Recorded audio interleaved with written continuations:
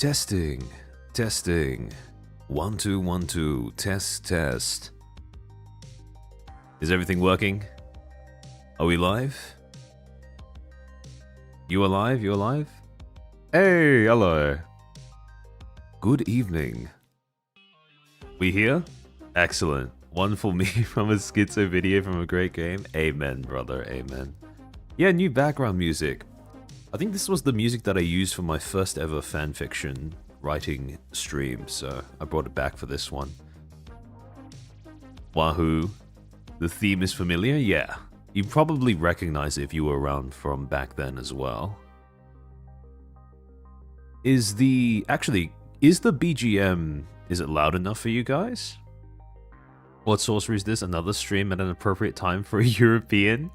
Yeah, I thought I wanted to give you guys a bit more opportunity to hop in for a live stream while it's still going.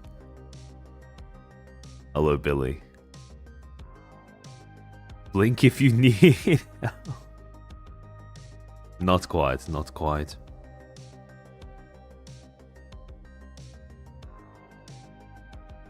It's been quite a long time since I last had another stream talking about writing something. I think the last one was the coming up with my own cautionary tales thing. It is very quiet, but I prefer it low. Okay. Is it alright for everyone else? Sounds good? It's good? Okay. I'm going to assume that that's fine. For some reason, the volume control on my headphones isn't great, so I can't actually tell on my end how loud it is for you guys compared to the way that I sound. It's been so long since the first fanfic stream I didn't recognize it. That's fair enough. It has been a while. It has been a while. I haven't been able to find the time to squeeze one in. Might finally be able to catch a whole stream today. That I'm glad to hear that. The VTubing veil you discussed feels like a screen protector. What are you referring to, Eddie? Master, thank you for the 5. Audi Chairman, Clear just did a charity stream yesterday. Better keep an eye on Fishman. Nah, I think it's fine. I think that's fine. I'm kidding, of course. Yeah, don't worry. I know. I started playing Horse Girls and I have no idea what I'm doing. It's okay. I don't think, well, I think there are quite a few people who are just getting in on the fun without really knowing what they're doing for that as well. Just collect cute horse girls. That's it. It's been too much happening. You haven't been given a break. That's true. That's true. That's true. There's a lot of stuff coming and going. There is one thing that I'm probably going to... So there's two topics right now that I have on the back burner. One is the Brave stream that I have coming up next week. But the other one is probably something that I'm not going to dedicate an entire stream to, but it is something that I do want to talk about on stream, which is some of the complaints about the way that Oshi Push has been handling their Kickstarter backer rewards.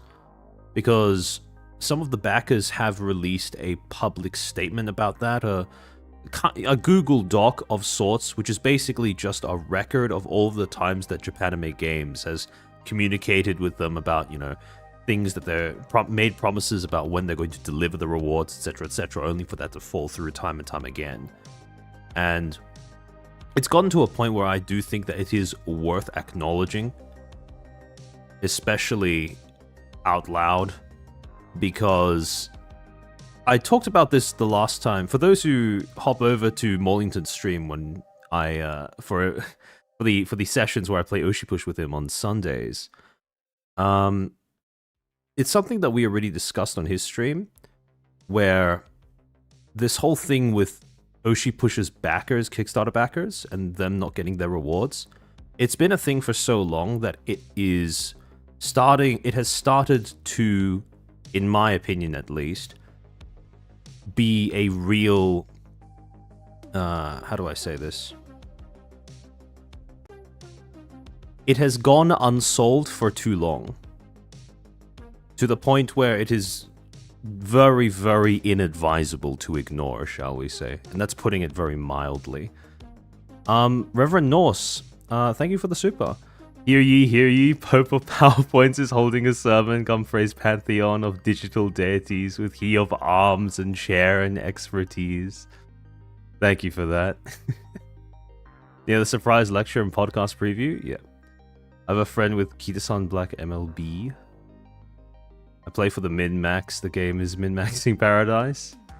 Criticism should be welcome. It's how companies improve. Yeah, I agree. I agree. And to be honest, there are more than a few fair criticisms that the backers have leveled against Japanime at this point. It seems to start like a suspicious pattern. It's not a start, because one of the things that the backers' statement shared, which I did think was quite concerning, was the fact that this is not the first Kickstarter where backers have been complaining about not receiving their rewards. Japanime Games has done other Kickstarters in the past for other different games/properties. And those have also apparently had issues. So, yeah.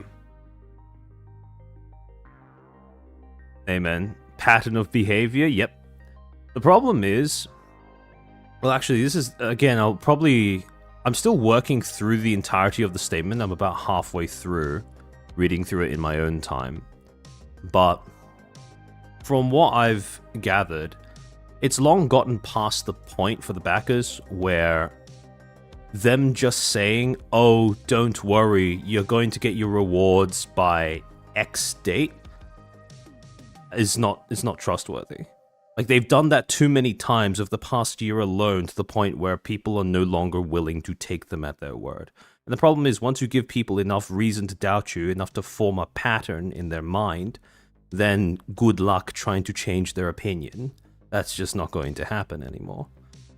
But, yeah. Again, it's probably something that might not warrant an entire stream, but it is something I want to set aside a portion of time for on stream to talk about.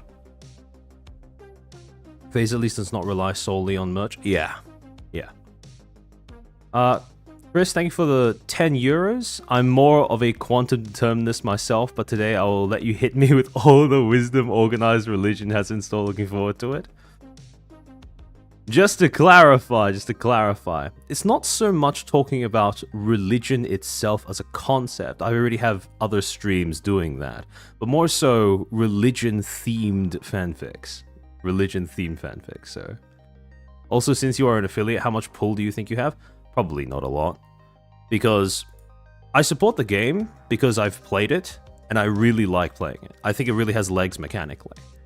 But the problem is, right now, the group of people that are the most rightfully pissed off at Japanime are the people who backed it with their money before there was even any proof of concept that there was a game worth playing. See, I'm coming at this from the perspective of, I'm only getting into everything once you have a whole bunch of people like Morlington playing the game, reviewing it on stream, Hiro Urbano, Vise and Chill, they've made tabletop mods that you can use to play it for free, just to get a feel for how the cards work together. So I've only come in after that point, but there have been people who have been keeping up with the project because they've backed it with their money for way longer than that. Those are the people who you really don't want to alienate, because they were your consumer base, they were your main consumer base. They were the people who were, like I said, willing to pledge their money before there was even proof of concept that there was going to be a product that was worth playing.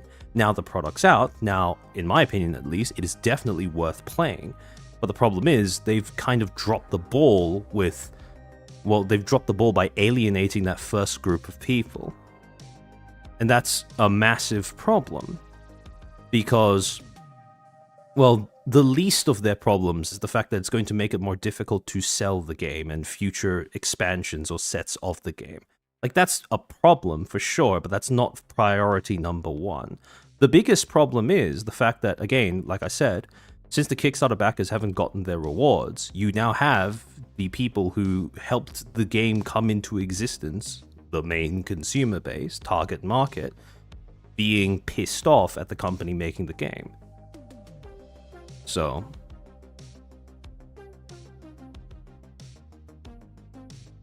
religious themes, are we gonna see a Leah fanfic? Not in this one, not in this one.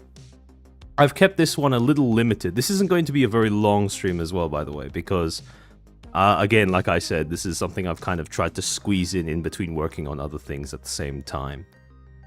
What's going on? What game is this about? Oshi Push, the Face Connect TCG that I've been shilling for weeks. Although, again, as a Face fan, I never expect any Face merch in less than 6 months. That's fair enough, that's fair enough. Although, to be fair, right, the US tariff situation has made a lot of stuff very... when it comes to merchandising and logistics, it's made that very, very complicated for a lot of different companies. Not just Japanime, not just Face Connect. But, at the same time, it is one thing to acknowledge when you are going to have whatever obligations you have to your customers or backers or whatever. It's one thing to acknowledge that the logistics are going to be a little messed up. It's another thing to fail to deliver on whatever promised date you keep setting. Right?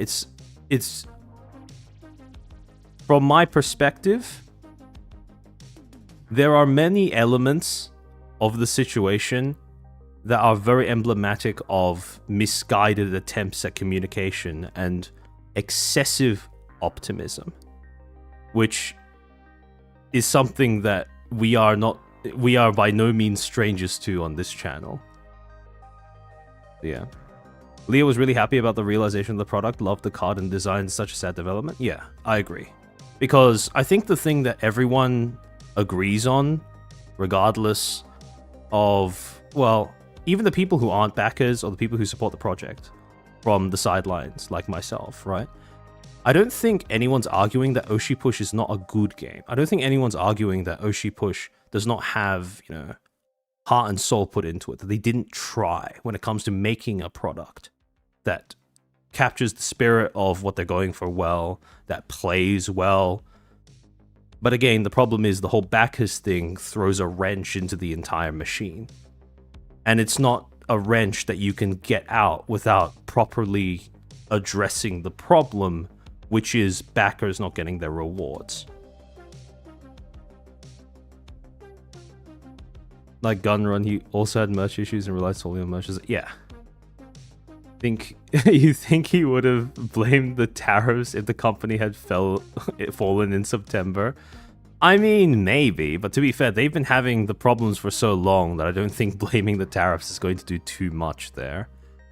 You could maybe make the same argument for FaZe in terms of how slow merch delivery seems to have been a thing that has plagued the company for a while as well, even prior to 2024. But yeah, again, it's about making sure that you set expectations realistically as well. And once you make a promise, you have to stick to it, or otherwise just hold your peace.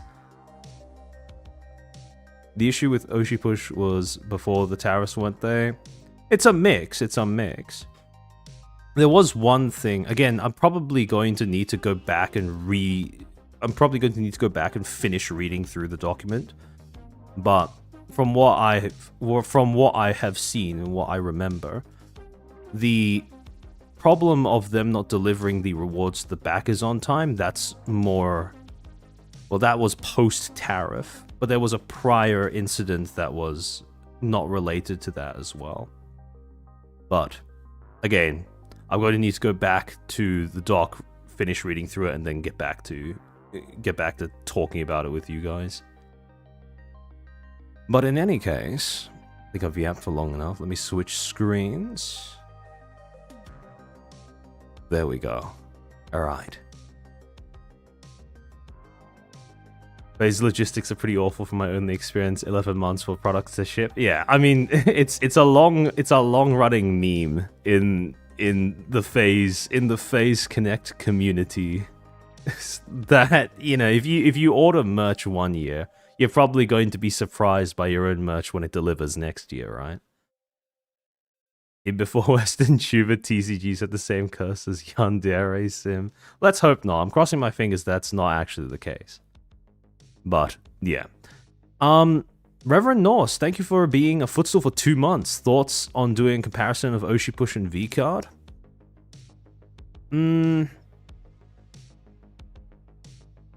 In terms of a comparison, depends. It would, if we're doing a comparison on gameplay, maybe. Comparison on controversy. At the same, for the moment, it seems to be a bit apples and oranges. But I'm not going to say that's completely off of the table based off of how they handle the Kickstarter backer situation. As long as A tried to get... Also got my Sayu jacket this Wednesday. I'm glad to hear that. Hello, Jareen. Welcome to the stream. Nice to see you around live. Oh, Oshi Push is playable? Yeah, exactly. That's why I said apples and oranges, right? It's kind of different problems for the... They each have their own shortcomings, I suppose, is the way that I would phrase it. VCard is playable, yes. But in terms of the gameplay, I don't find it to be as enjoyable. Alright, so... In any case... So for this stream, before we start, a few disclaimers. Which is kind of funny considering that this is a more chill type of stream. But still a few things that I want to preemptively get out there before I start diving into the meat and potatoes of it. So first, these fanfictions are primarily based on the concept/lore of the VTubers characters, not necessarily the talents behind them. There may be some elements that I've based off of some of the memes that have surrounded the talents, some of the memes that they've created alongside their communities, and try to integrate elements of them into what I make. But for the most part, it is primarily based off of the actual written, prescribed canon as per the way that they were written when they were released. Or when they debuted, I should say. Won't be around for very long, but glad to have caught the start of this one. Glad to have you with us for even a little bit, Jareen. Hello, Arthur. And 2, while I have made an effort to stay loyal to the source material, I've also taken liberties with some of the details provided. So, again, little bit of creative liberty here and there. And then finally, while I do aim for novelty, I make no claims to originality. These were purely made for fun, so I ask that they be judged accordingly. There are probably going to be elements that line up with stuff that other people have made over the years, but again, this is mostly stuff that I have tried to make novel and interesting to myself from my own perspective. So, the way that I got the idea to do this stream particularly came down to 2 specific things.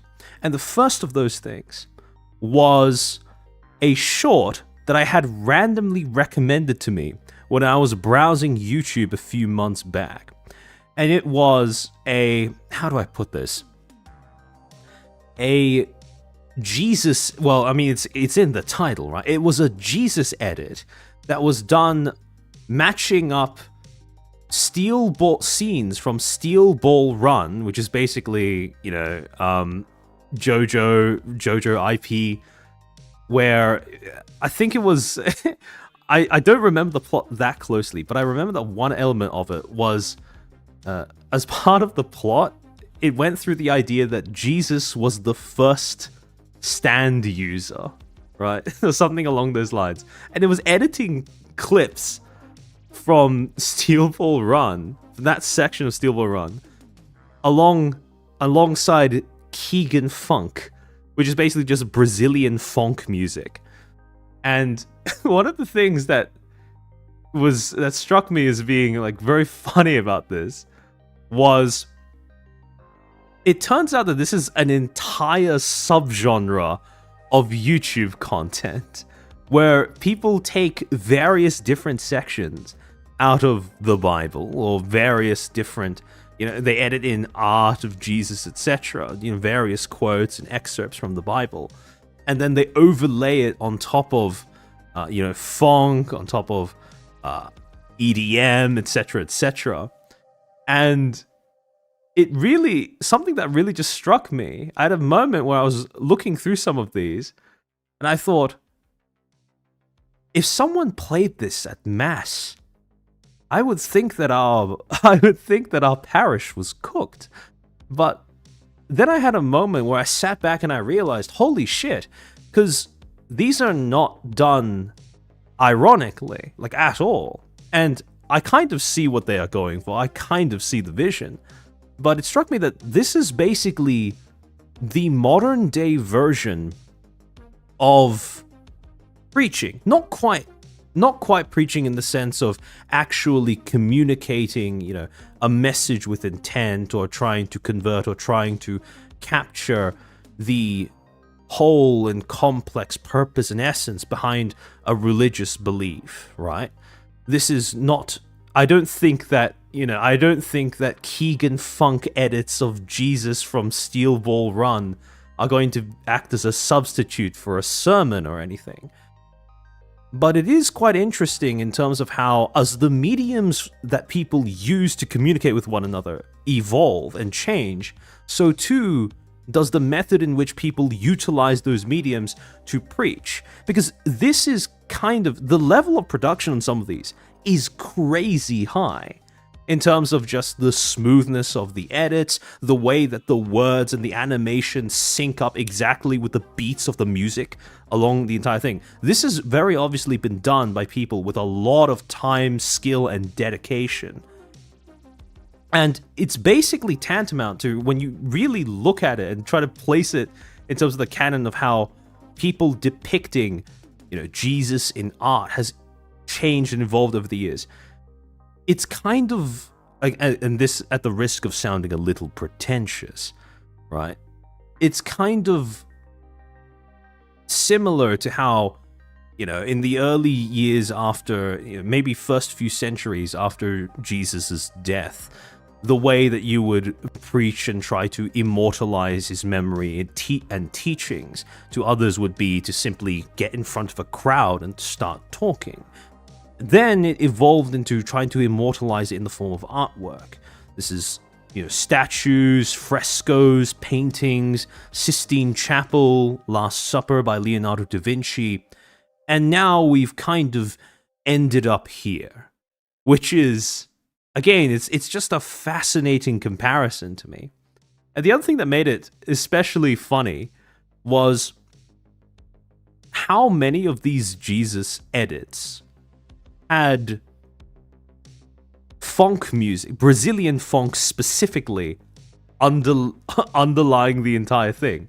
And the thing about Brazilian funk is, I don't speak Portuguese, but I did look up the lyrics to a few of the songs, and it's just really funny how you have all of these images of, you know, Christ rising from the dead, the resurrection, the crucifixion, all of this religious iconography, overlaid on lyrics of essentially people talking about, you know, popping pussy and throwing ass, and that level of kind of dissonance is what really tied together the whole phenomenon to me. Because when I looked at this, I was like, okay, this is something that I want to dive into. How the way in which people go about, for want of a better way of describing it, preaching has come to sort of integrate so many disparate aspects of the way that we communicate with one another together. They have, I can't imagine being like an actual Portuguese speaker and a Christian, like looking through one of these edits and listening to the lyrics. It must be so surreal. But again, this is something that was fascinating to me when I first realized that it was a thing. And that was the first part of it. That was the first thing that sort of made me perk up my ears, you know, and look up and go, okay, how has the way that our communicative mediums have changed affected the way that we approach worship?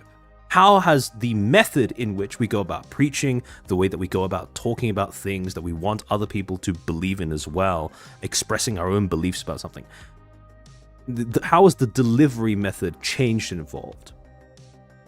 But then I started thinking about the actual contents of what people were saying, the actual contents of the message that people were attempting to communicate to others. The inspiration, the source of the inspiration that they get to create these works of art that are designed to leave behind a lasting impression on whoever's looking at it. And that brings me to the whole concept, and pretty old concept, of a muse. Now, for those who don't know what the word means, although I doubt many of you won't know, because it is a fairly common term that we use even in English. But muse refers to one of the, in terms of Greek mythology, refers to the 9 goddesses who are said to preside over song and poetry and the arts and sciences. Or more broadly, it is a word that refers to a source of inspiration. In Greek mythology, these were basically female personifications of all of the things that would drive people towards creating things, right? It would inspire people to express their own visions of, various different poetic verses, different forms of artwork. It would drive people to explore the laws that govern nature and discover all of these aspects of everyday life, and essentially immortalize that in the form of artwork. And when I looked through some of the texts that remain from that period, some of the ways in which people described the function of a muse, the ways in which muses shaped culture, or the reasons as to why they were venerated so highly in Greek society, in art, etc., in literature, I came across this quote by Hesiod in Theogony, which states that part of the reason why muses are so venerated was because, quote, "For a man to have sorrow and grief in his newly troubled soul and live in dread because his heart is distressed, yet when he comes in contact with a muse, at once he forgets his heaviness and remembers not his sorrows at all, but the gifts of the goddesses soon turn him away from all of these." Now, basically, to condense all of that, what that quote refers to is how the reason as to why people venerated muses so highly was because the inspiration that they would grant to people who they associated with, who they were willing to bless with, again, their gift of inspiration, was that those people would, for a brief moment in their lives, forget their sorrows, forget their responsibilities, and just lose themselves to being immersed in this act of creation, this expression of art. And it struck me that this is pretty much exactly the same motivations behind engaging with art, right? Or being inspired by art in some way. It has not changed regardless of how many centuries have passed in between when Theogony was contemporary and today. Because you go to any VTuber fan, right? Or you go to any VTuber even, and you ask them, why do you do what you do? Why do you consume VTuber content? Why do you make what you make? And to be fair, it's not just VTubing, but all content creation in general. But to apply it to VTubing, you'll get reasons that are pretty much almost exactly the same as this. Yeah, yeah, exactly. Mio, that's pretty much it. Modern day waifus are basically, waifus are essentially modern day muses, right? Because you ask a VTuber fan, why do you enjoy VTubers so much? Most of the time, you'll get the answer, something along the lines of, it helps me de-stress, it helps me, the immersion helps me escape from my everyday responsibilities and, the depressing aspects of everyday life, the banalities of everyday life for even a little bit. And you ask VTubers why do they do what they do, and even the ones that just do it as a hobby, they'll more often than not end up saying something along the lines of, it gives me an outlet to express myself and kind of escape from all of these banal aspects of everyday life. And one of the funniest things, and this is where the two ideas that I just talked about start to collide a little bit, is the ways in which people go about expressing their adoration for their Oshi, right? Or even just VTubers that they watch in general, right? That they watch and they would like to support in general, is almost the exact same sort of pattern as you get in these classical descriptions of people making artwork to immortalize, to worship gods or to immortalize the teachings of Christianity, for example. What I'm basically saying is, one of the clearest forms, and I would say the forms that most resemble the kind of worship that previously I would have only associated with various religious doctrines across history, is the creation of VTuber artwork. When a fan artist finds a VTuber, starts watching their content, and they are stricken with such a steady stream of inspiration that they end up creating fan work, fan art, clips, clips, artwork to post on Twitter, etc., whatever it may be, right? That it becomes sort of this exact relationship that is spoken about in legends about muses and their beneficiaries. It is exactly like Mio said. VTubers are one of, admittedly a number, but certainly one of the modern day manifestations of what we used to refer to as a muse. VTubers are modern day idolatry, basically, right? Because again, the patterns in which fans engage with their Oshi is very much, there are similar patterns and similar tropes between how adherents to a religion may behave and express their faith, and how supporters of a VTuber, especially very ardent fans, very ardent artists who are part of the fan base, will end up expressing their devotion, their dedication as well. Senora Tortillas, thank you for being a Footstool for 11 months. Hello, chair. We need to create the Church of Coco. I'll see about that one. Seven Sins, thank you for becoming a Footstool. Welcome to the club. I hope you enjoy those emotes. Indeed, Jelly has inspired me to draw her smoking and drinking alcohol. Classic. Actually, it's funny that you should bring that up, because one of the things that ended up, so right at this point in time, right, when I had this sort of realization that, oh shit, VTubers are modern day muses, and the way in which people express devotion, the equivalent of Michelangelo making a statue of David, or Leonardo da Vinci making the Last Supper, right, would probably be some Christian in their room making a Brazilian funk Jesus edit, or a fan artist making a lewd art of their Oshi or whatever. One of the things that took me from that passive realization into actually being, well, funnily enough, inspired myself into making something, was seeing this exact pattern of first contact, inspiration, and then obsession happening with one of the fan artists that has become very, very well renowned, with good reason, among FaZe's communities. And that fan artist is a guy by the name of Hoopy on Twitter. Now, at some point during early 2024, and this is something that I am admittedly trying to work backwards to piece together.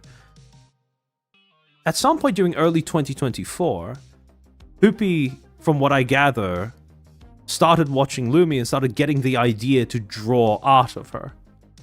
And initially, the artwork would be, these random portraits of various moments, or basically integrating things that she said on stream, bits, memes, etc., and then turning them into pieces of art, right?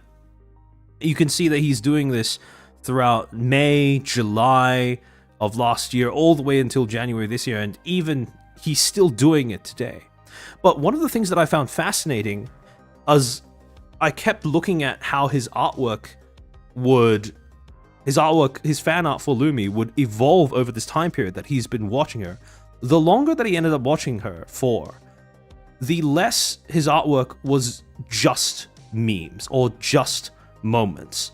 And they started to evolve into, at least from my perspective, into something a bit more than that. In the sense that there's one instance where he quite literally says that Lumi is his muse. And they started to turn into this sort of, it's almost difficult to find words to describe, but these visions of a very specific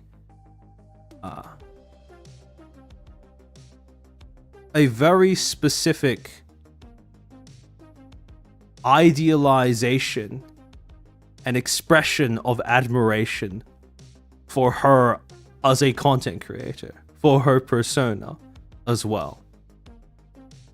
And again, like I said, it was fascinating to me because initially, most of the time when I see artwork on Twitter or on any other site of a VTuber, it usually falls into one of two camps. One is precisely, themed around it's basically a shitpost, right? Where they immortalize a moment from their stream or an in-joke amongst their community. The other tends to be when they make a, how do I put this? Sort of like a personalized study, right? But rarely have I seen the second version of it, where they integrate their own vision, their own styles, etc., into whatever inspiration the VTuber that they're watching has given them. Rarely have I seen it evolve to the point where it actually does genuinely seem like divine inspiration, for want of a better way of putting it. And one of the funniest interactions that I saw based off of this thing, where essentially I was being given an example of Lumi sort of invading this artist's mind, basically sort of remote controlling him by flooding his head with possible ideas for artwork, was the fact that over time it seemed like Hoopy kind of Pavloved himself into instantly thinking of Lumi when he saw anything that kind of vaguely resembled her. And you have, for example, this you have this tweet from April of earlier on this year, which can anyone tell me where this character's from, by the way? Fleur de Lis. I assume it's probably like a gacha game or something, but basically like, an attractive blonde woman. And Poopy's just tweeting out, guys, please, this but Lumi, please. I think I brought this up on stream before, but it's kind of, I think it was I don't know if it was a trend that was started by Synchro, but Synchro is definitely the one that I've seen do this the most, where you'll see a picture of a character that looks vaguely like one of the Face Connect talents. They'll just quote tweet it with this but insert face talent there, as a way of trying to like bait artists into making artwork of it. But then later on in April, Hoopy tweeting up, pretending to be normal, so I can't this but Lumia everything I see here, sorry guys. And then in June, you had Lumi herself jumping in on this trend, quote tweeting again another picture of a bookish blonde, bookish attractive blonde woman going hi, and then Century-chan, another artist, saying, "You can't keep doing this to my friend, you succubus." And then in response to that, Hoopy then tweeting out this comic that he just quickly sketched, I assume, saying, "I just thought this was really funny," basically depicting Lumi as this sort of eldritch monstrosity coming in and robbing Poopy of all free will and basically commanding him with her very presence, her mere presence, to keep making art of her.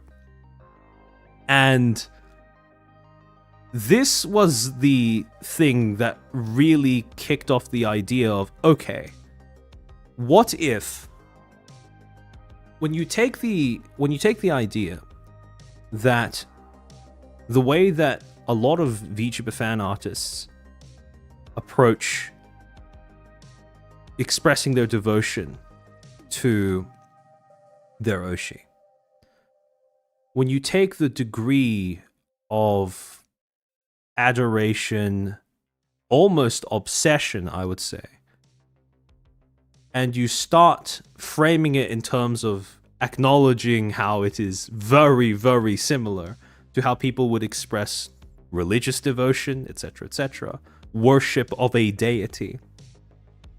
What if, for example, we made the VTubers actual gods? And this is what prompted me to ask the question, what would Lumi be like if she was an actual god? An actual cosmic being, an actual deity that people would bow at the feet at, worship, etc.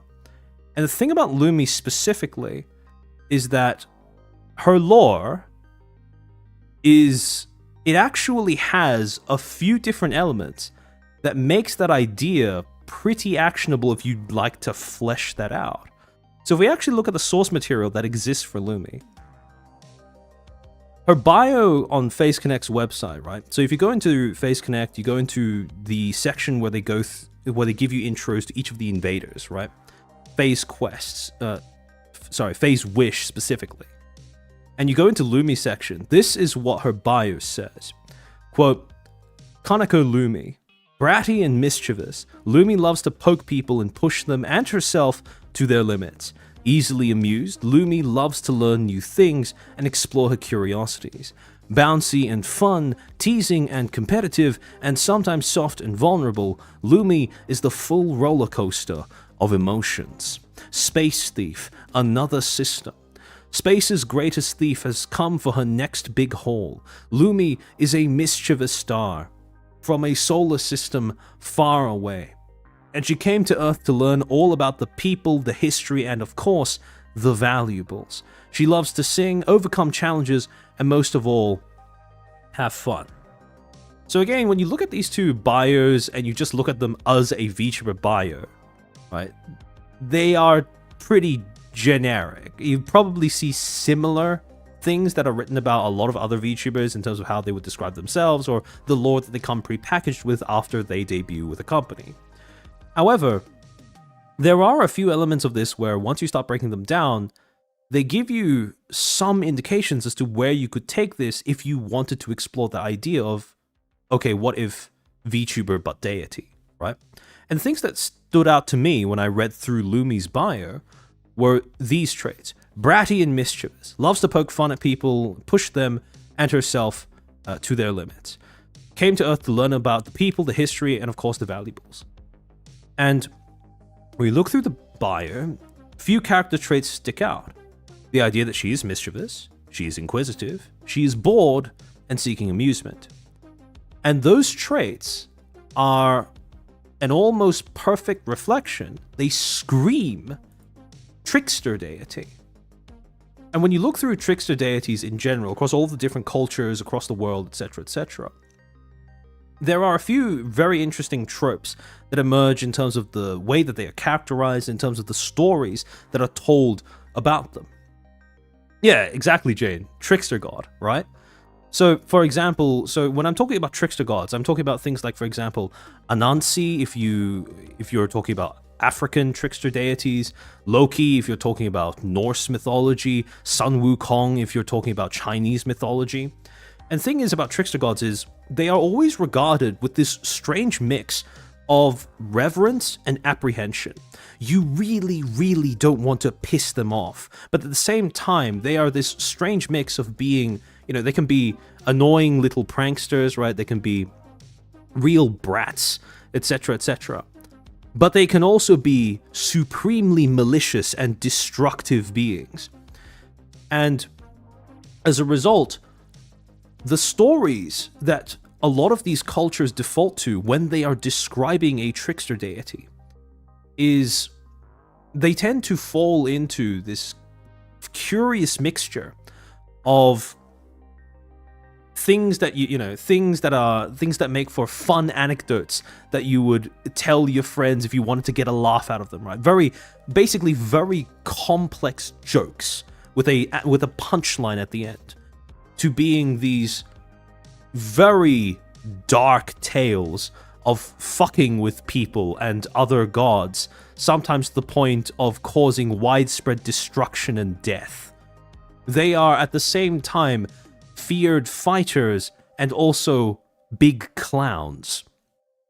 And the thing is, the way that these trickster gods are portrayed, the way that, for example, they embody the very acts of deception.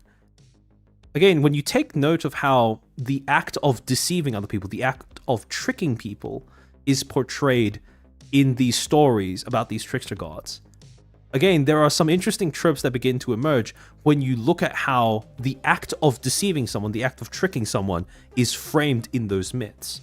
For example, a lot of the ways in which, depending on whether the person doing the deception in question, depending on whether they are doing whatever tricks they're playing from a position of power and whether they get away with it, different combinations of those two things tend to result in a different quality being embodied by the trickster god in that particular story, depending on which combination of those things you have. For example, to explain a bit further, if the character in question is deceiving others from a position of power and they get away with it, deception is taken as a sign of ruthlessness. Basically, your audience or your target, your mark, never stood a chance. You have the advantage in everything that you do, and you took that advantage to do whatever, play whatever trick, implement whatever ploy you were planning perfectly. As a result, you are basically viewed as, well, the framing is as if you are someone who can do whatever it is you plan to do without hesitation and without mercy, right?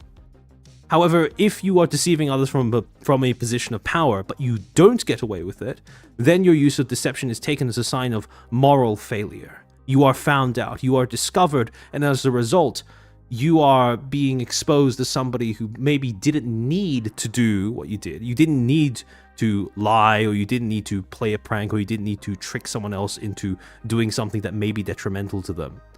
And as a result, you are exposed for being someone who displays a degree of, like I said, moral failure.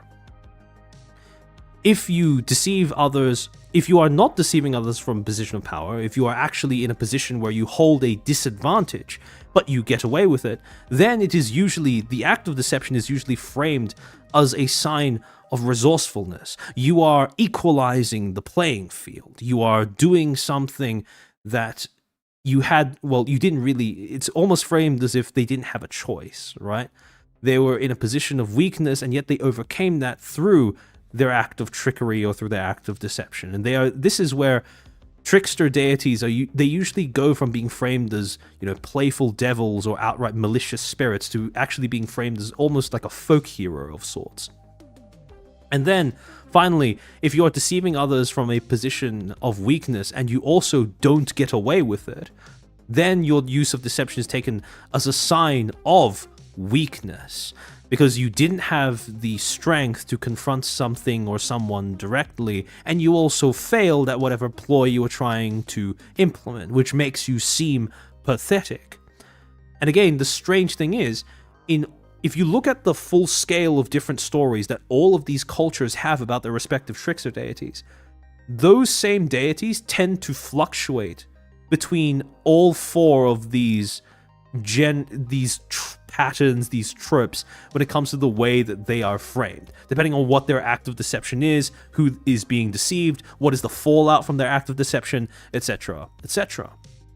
So this is something that I really wanted to sort of dive into. The idea that for a trickster god, the act of deceiving something or someone is not actually, it's not inherently malicious. It might just be a natural function of what they are like as a being, as an entity. Their sense of morality is not governed, essentially, their sense of morality is not governed by the need to tell the truth, by honesty. It is essentially, well, it is all about achieving an outcome. You have a goal in mind and then you set out to achieve it in whatever means, using whatever means you have available to you.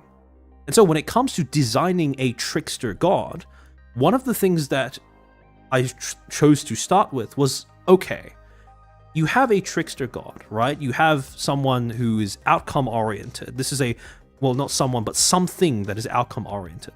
Their frame of reference starts with, I want said thing, and then works onwards from there. How am I going to achieve said thing? And so when it comes to Lumi, her goal, at least going off of the source material, is pretty simple: entertainment. But one of the brilliant things about that premise is there are a lot of ways in which you can take that simple premise. Okay, a god wants entertainment. How do they go about getting it? How do they make their fun? Because that is very much a very stereotypical, very common sort of narrative core to a lot of these myths and folktales about trickster gods. They're bored and then they want to make a little bit of entertainment for themselves. So they play a prank on other gods, or they play a prank on humanity, and so on and so forth. And so the question then shifted into, all right, how is Lumi going to create fun for herself canonically, right? Going off of the information that we have access to. And in order to answer that question, one of the things that we're going to have to do, one of the things that we're going to have to do in order to get a clearer idea as to what kind of motivations or approach she would take towards solving the problem of essentially divine boredom, is looking at what kind of a character she would be.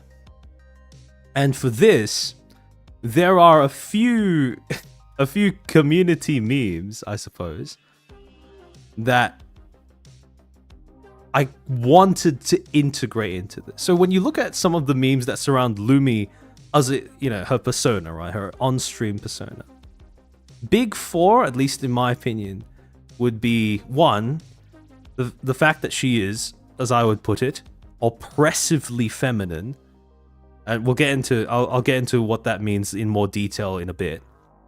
Second being the whole, lemon woman thing, right? She is associated with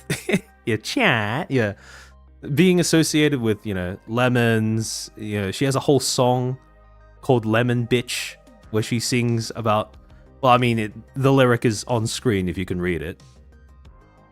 Then you have the whole Tard Hands thing, which is a pretty visually iconic aspect of her design. Between the blue/purple fingers and the halo above her head, I would make the argument that those are two of the things that stand out the most about the way that she looks.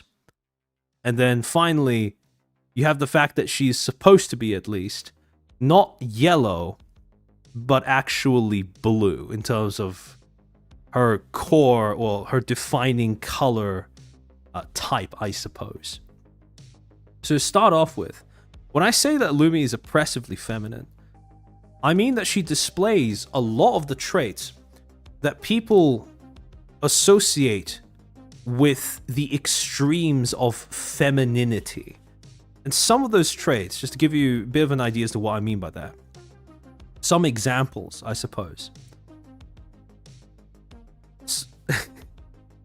For starters, the idea that she wants to be inscrutable, yet resents being misunderstood. There have been multiple times when Lumi has expressed that she likes being in a position of, shall we say, informational advantage, where she knows more about the people around her than they know about her. She resents the idea that she is easy to figure out. She wants to be she seems to want to be an enigma of sorts, right? But at the same time, if you read her wrong, then it's something that she finds to be very annoying. Which is, again, it's a very interesting contrast of different traits. Second, lying and bait is tolerable, especially if done out of mischief, but being wrong is not.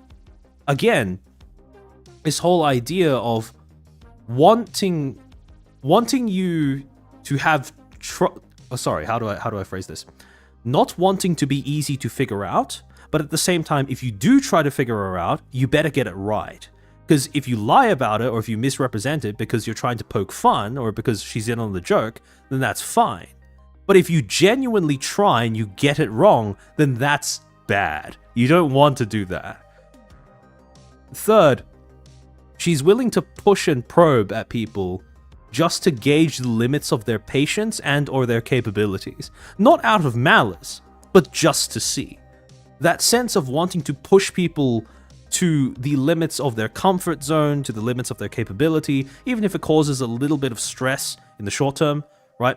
And again, making them uncomfortable in that manner, not because she hates you, not because she has malice in her heart, but out of a genuine sense of curiosity, is, at least in my experience, a very feminine trait. And then, fourth, wanting to bring out the best in/of people, even if the process of doing so might cause immediate distress.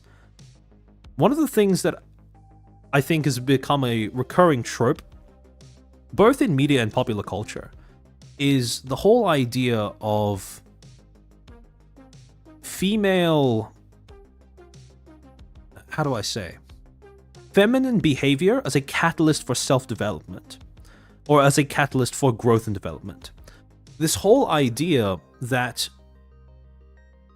when you have a woman who supports you, very commonly a pattern of behavior that you will end up seeing is that a lot of women tend to operate off of a, how do I say, a very hypothetical based frame of reference in terms of what you can accomplish if they care about you. They will not be thinking in terms of what you are like right now, but more so in terms of what you can become / what you could potentially achieve. And then they will hold you to that standard, even if doing so causes you a little bit of distress in the short term, even if it makes you feel judged, or it makes you feel like, you know, whatever. Women mature before men and men mature because of women. Kind of. That's probably a pretty concise way of putting it. Yeah, Gabriel. The idea that women mature before men and then men mature because of women, I suppose, is an equally effective way of describing that phenomenon. Sounds a lot like what my sociology professor said. Yeah. And again, it's something that, in my opinion, it's a pattern of behavior that occurs very frequently in women that you can just observe just in everyday life, especially if you have like sisters or something, you know, sisters or a girlfriend or wife, etc., etc. And then she has expressed multiple times in the past that she's moved by displays of protectiveness and single-minded dedication. I think Lumi is one of the few VTubers I've seen who does seem to, how do I put this? Who does seem to have at least a bit of resentment towards the idea of someone spreading out their dedication among a whole bunch of different VTubers. Among a whole bunch of different Oshis, so to speak. she seems to express a genuine sense of respect and even admiration for people who are capable of single-minded dedication towards supporting a single creator, or a choice few at the very minimum, spread across different genres. But in all of those instances, the main thing that seems to be, well, the main thing that seems to catch her attention and respect is that whole being single-minded about expressing your dedication thing. And also, she's expressed in the past that she finds paternal instincts, expression of paternal instincts, attractive as well. And finally, the whole idea of abhorring complacency, which I think is something that I think that is something that, anecdotally speaking at least, is a trait that a lot of people would associate with femininity. Jack John, thank you for being a Footstool for 10 months. Woman, problem, men fix, learn, grow, repeat. Kind of. Kazuki, thank you for the 10 gifted memberships. Welcome to 10 new Footstools. I hope you enjoy those emotes. Be sure to thank Kazuki for those gifted members as well. She's like a jealous god. Yeah, and funny you should say that, Senora Tortillas, because that will come into play later. So again, we're going to be saving the lemon portion, the lemon woman part of her branding for a bit later on in the stream. But so you have this whole, this whole characteristic of being very feminine in terms of the way that she comes across. But on top of that, this is where the other two bits that are seemingly disconnected come into play. So you have the whole tarred hands and the whole she's not a yellow woman, she's actually a blue woman thing coming in. And at least from what I can see, a lot of it is, I think it's pretty well encapsulated in one of the more striking features of her character design, which is the fact that her fingers are, blue/purple, depending on how your color perception is. And so, one of the recurring, I think it's a bait question, to be honest at this point. But one of the recurring things that a lot of people end up asking when they end up seeing Lumi's hands for the first time is, why are her fingers blue/purple? And the responses to this, depending on who you're asking, whether it's Lumi herself or whether it's someone from her community, tend to vary quite a bit, right? But from what I can see, the canon answers all revolve around one specific detail about her lore that is, pretty obvious given what we've already read on her bio. But it's basically the fact that her fingers are blue because she is not human. She is a star. And as a result, there's like a bunch of things, because she is a star, she's slowly dying. It's like, I've seen some instances where people say it's necrosis, or other people saying because, she's a star that is forcing herself into the form of a human being so that she can interface with us. And as a result, sometimes the full scale of her being cannot be contained in that form, so it leaks through in terms of her fingers being a little bit off, right? But the overarching answer seems to be her fingers are blue because she's not human. Now, which specific reasoning you go with seems to vary on occasion from person to person. But generally speaking, the overarching umbrella answer is her fingers are blue/purple because she is not human. And because of that, now we have two fundamental traits that we can combine into what I think is the beginnings of a character or a character profile that we can build a motivation out of, which is down, Mio, down, which is the two core traits that we just discussed, right? The idea that she is incredibly feminine in terms of her mannerisms, her characteristics, the patterns of behavior that she exhibits, with her on-stream persona. And second, the idea that she is inhuman. And when you combine those two traits together, being feminine with being inhuman, what you get is a kind of literary trope, or I suppose a character trope in storytelling, that I refer to as Eldritch femininity.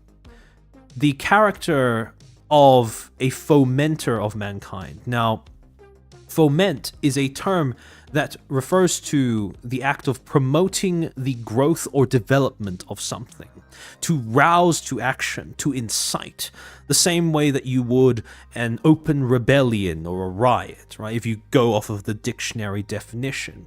And the whole concept of eldritch femininity, when you come across it in terms of, various myths by various cultures, it is always this idea that there are these deities, these otherworldly beings that embody all of those traits of femininity, the idea of, pushing humanity towards progress, growth, and evolution above all else, even that which makes you a human being, right? Testing the limits of human endurance without any care for or concept of what a human limitation might be. Basically, curiosity unrestrained by morality. One of the things that makes eldritch femininity so scary as a concept, potentially, is the idea that you have this thing that is pushing you to become the best version of yourself, in a way, right? The most capable, most powerful, most ruthless version that you can be.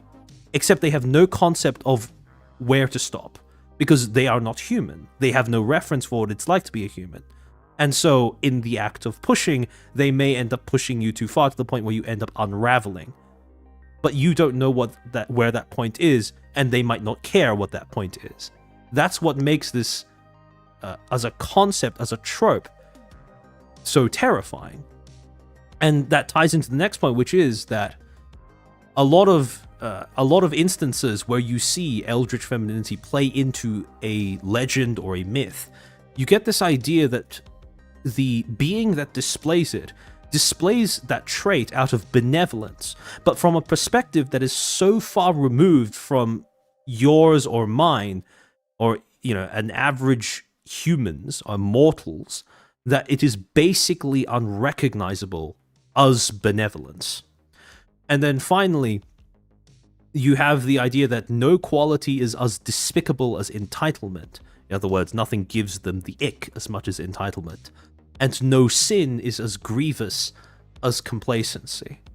Yeah, Mia, it's I can make him better, but without any breaks, right?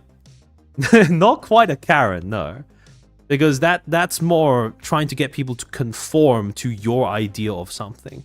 This is basically just pressing buttons in the hopes of seeing what comes out the other side, right?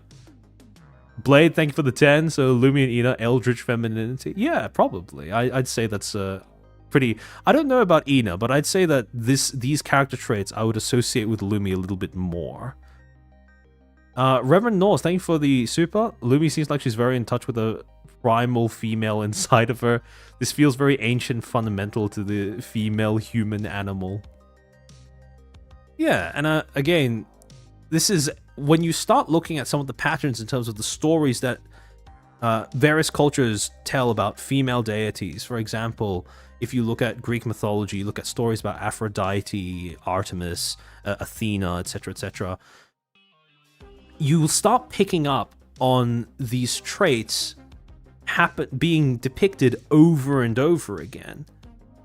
And when I realized that this was, a set of, well, I suppose a set of traits that at least in my opinion, fit in pretty well with her character, at least from a canonical perspective, right? One of the things that I realized is out of all of the various different phase girls, out of all of their lores, their canon backgrounds, Lumi is hands down the one that has the best, well, the most ready-made elements of being cosmic horror. And you can actually see that in some of the artwork that she has gotten from various different artists as well. This idea that she is a being of unimaginable scale, barely comprehensible according to mortal minds, right? Coming down to Earth because of, vapid curiosity, boredom, because she views, the people and the planet as a trinket or plaything. And regardless of which specific variant of those motivations, I suppose, those philosophies people go with, basically the idea of biblically accurate lemon woman is actually kind of terrifying when you think about it. That is the lore of Don't Look Outside? Yeah, pretty much. All hail Star Woman. Like, when I was, during the last fanfiction stream, when I was trying to turn, like, Sheena into, like an Eldritch horror of some sort, right? I actually had to take enormous amounts of liberty with the source material. But with Lumi, I don't have to take that much at all. Because all of the things that I would refer to all the things are already there, basically. All of the ingredients are already there. Jane, there's a theory that Aphrodite was originally a war god, and I can absolutely believe that theory, because it would make perfect sense. And so, we have this element of Lumi being this sort of nascent cosmic horror, having this element of nascent cosmic horror to her. The whole aspect of Eldritch femininity, like I talked about. But the next step in terms of actually, because at this point it was just various different ideas swirling around in my head, right? It started with the meme of, damn, she has the whole, like, the whole aspect of, woman moment, etc., being like a community meme, right? But I had all these various different ideas just sort of bouncing around in my head. But I needed some way of focusing them into one thing. Right, one solid direction that I could use in order to make a narrative of some sort, world build a little bit. And one of the things that really helped, in terms of focusing it down into something more actionable, was actually looking at her name. See, the thing is, when you look at Lumi's name, you actually break it up into the Japanese characters and what they mean. Her two names, well, the two parts of her name are as follows. Kane ko Rumi. Kane meaning gold or golden, and then ko meaning child. Child of gold, precious child, golden child. That's her first name. Then Rumi. Ru meaning lapis lazuli, or precious stone, gem, and then mi meaning beauty. And here's the thing. When you look at the ways in which these two parts of her name tie in with her being a star, right? Because that's the foundation of her lore, right? That's the most basic part of who she is lore-wise. She is a star, Space Thief Star, Gliese 667C, depending on which parts of her bio you're referring to. When you look at the ways in which both of these parts of her name tie into space, or the space theme, with lapis lazuli, it's pretty obvious, right? Because it's a stone, it's a precious gem that looks like the night sky. It's usually deep blue in color and has these tiny flecks of yellow or gold spread randomly throughout it. That's pretty self-explanatory. But then the question became, how does gold and child fit in with the space theme? Because it does. And that led me down a rabbit hole of actually considering, what about gold makes it so distinctive, right? Because, again, we all know why gold is valuable, right? When you look at the term kaneko, it's supposed to be, precious. Well, one of the ways in which you can read that is precious child, which makes sense because gold is precious. And what makes gold precious? Well, it's luster, for one thing. It's color, it's aesthetic value. But also the fact that it is an extraordinarily stable element. It does not degrade over time. We use it for everything from jewelry to electronics. Without gold, our economies around the world would collapse. But that's just one aspect of why gold is precious. One of the most fundamental reasons as to why gold is as valuable as it is because we only have a limited supply of it. A limited supply of gold on Earth. And the reason why is because gold is not native to our planet. And so I started asking, okay, where does gold come from? I actually went to Google this because this is not something that believe it or not, it's not something that I've actually thought about prior to this point, right? Where does gold come from? And it turns out that gold is forged in the hearts of dying stars. When stars collide with one another, or when they begin to collapse in on themselves, when they're in the process of dying, in their cores, you forge a whole bunch of different elements and heavy metals, etc. And one of those elements is gold. And when a star goes supernova, that gold gets blasted out across the space in which that star used to reside. And that, those little clouds of gold and various different elements then go on to form planets, as was the case with Earth, or asteroids. And there are scientists that suspect that a good portion of Earth's gold reserves came in the form of not just, the gold that formed with our planet when it coalesced into being what it is today, but also from asteroids that collided with Earth at some point after it was already a planet. And so this was the thing that tied all of the previous stuff that we've been talking about together for me. Because all of a sudden, the idea of Lumi being a dying star and being a space thief made a lot of sense. And it was the perfect angle from which to attack the question of what is her motivation as a trickster god? How does she go about solving the problem of being bored? Because if you are a deity that is, alive drifting through space for millennia, at some point you're going to get bored and you're going to need to find a way in order to fix that problem.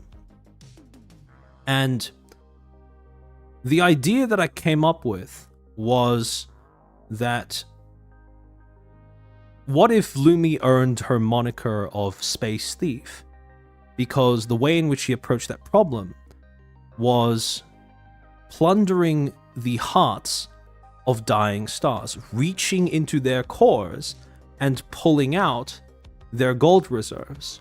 And then once she has that precious metal, those ores, those heavy metals, she then takes them, balls them up, and then goes out looking for planets that she thinks may be able to support life. Then, in the hopes of seeding some form of future entertainment for herself, she goes round to these planets that seem to be capable of supporting life, and then she seeds those planets with gold, so that whatever dominant intelligent species ends up emerging on that planet, they now have something to work with, and more importantly, they now have something to fight over. And with that, you have this whole idea of an eldritch being spreading chaos in a way, where you have one of the bits of her lore as prescribed by the Face Connect website was that she's visiting Earth in order to see what our valuables are.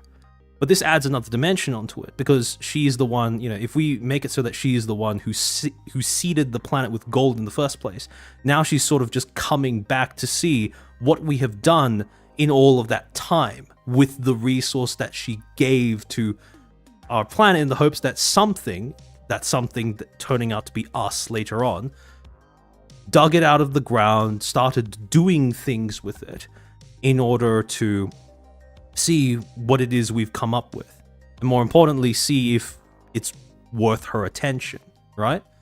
The original golden apple.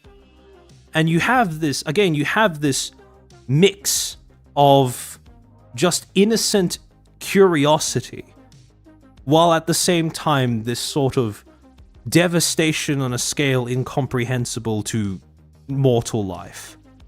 Because from her perspective, she's just, from the perspective of a god, something like hurling an asteroid filled with gold down to a planet's surface is probably something very minor. The same way that we would view throwing a pebble into a lake. But to all of the life on Earth, that is quite literally a world-changing act. But again, it's not intended out of malice or anything. It's just a simple difference of perspective.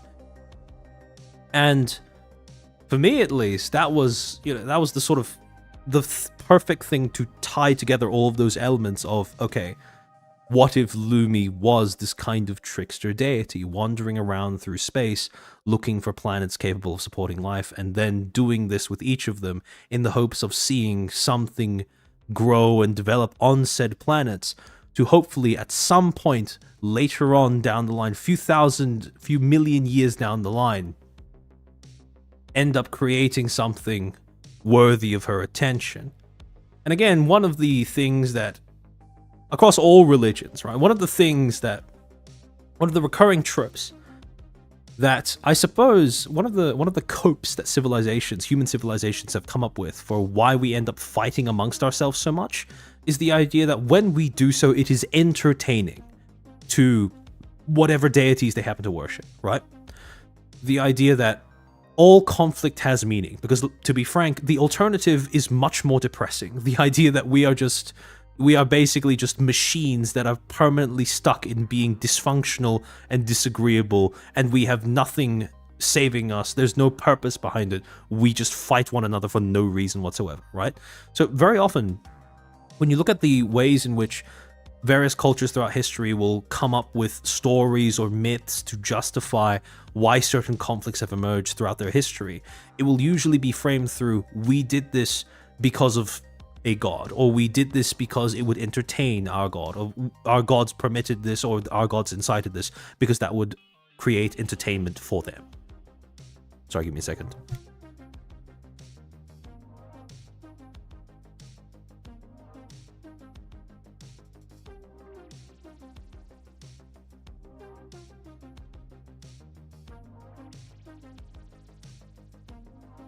Jack John, thank you for the super. Chairman, I must ask, are you well? I think so, relatively speaking. And so, naturally, if you apply that, that trope to this, right? If you have this whole act of, okay, seeding a planet with gold so that the dominant intelligent species has something to fight over, naturally, one of the things you're going to have to come up with are, okay, what are the sides? What are the factions? And so, for the purposes of this stream, what I said about doing was I wanted to see if I could leverage this into a bit of world building, right? So this was my first go. So previously, when I did the last fanfiction stream, I was basically just creating little passages, little excerpts, along with just pitching various ideas for a fanfic. This was more my attempt at creating a more fleshed out fictional world that extended and built off of the source material, coming up with actual tribes, civilizations, traditions, etc. And so, one of the questions naturally that followed this whole aspect that I decided on was, what are the sides? What are the factions? What is going to be, what are going to be the two sides to whatever conflict that was actually going to make the myth interesting? Gabriel woke up very early today, unfortunately too tired this Sunday morning. No problem. I hope you enjoy the VOD. Thanks for showing up in any case, Gabriel. And so, again, we go back to her name. Kaneko Rumi. Golden child, or child of gold, precious child, and lapis lazuli. And naturally, you have two halves to that name. You have precious metals and precious stones. So, all pretty simplistic, admittedly. But one of the more basic divisions I could think of to make was, what if we divided the population that worshipped Lumi in some form or other into two factions that built their civilizations off of different things.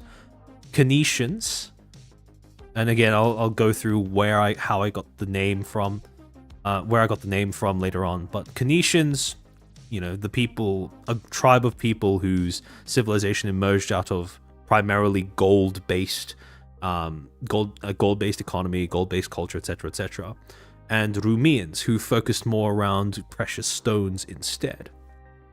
And of course, both of these tribes being built around star-based cults and emerging from mining-based societies. These were both tribes that got their head start over the others in their area by digging into the ground and unearthing something with luster, something that made, you know, the monkey brains of them and every other human being in the area go ooh ooh ee ee ah, and then ran with that into creating a more complex society as the years went by.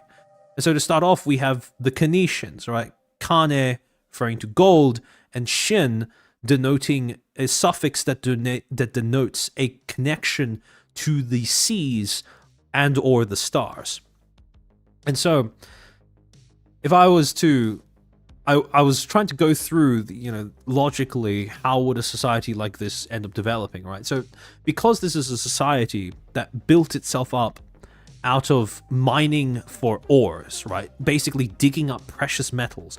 Obviously, since metals are going to be the thing that your society builds itself around, at some point you're going to have to figure out the art of smithing, right? You are working with precious metals. You built your society around precious metals.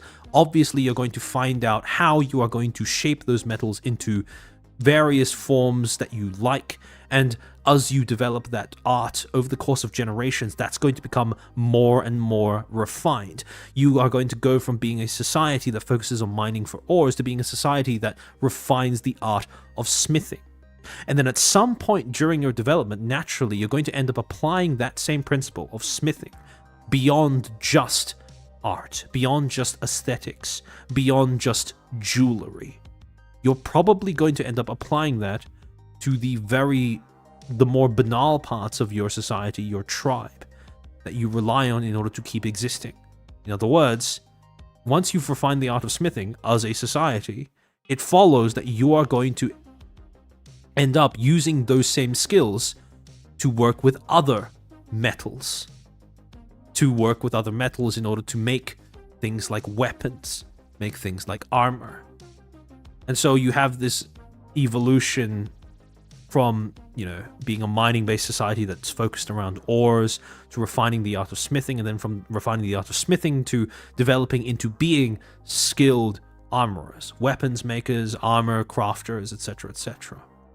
And when you have this evolution of a group like this, both any society that develops out of, you know, a focus of mining, right? When it comes to would Kanishins be dwarves then? Pretty much, right? Pretty much.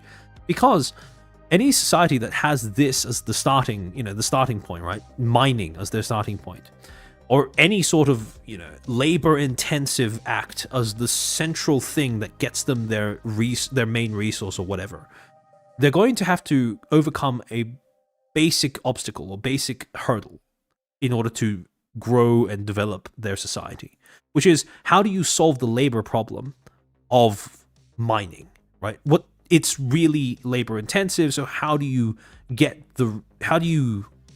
make the process of obtaining whatever resource you've built your society out of in the most efficient manner possible?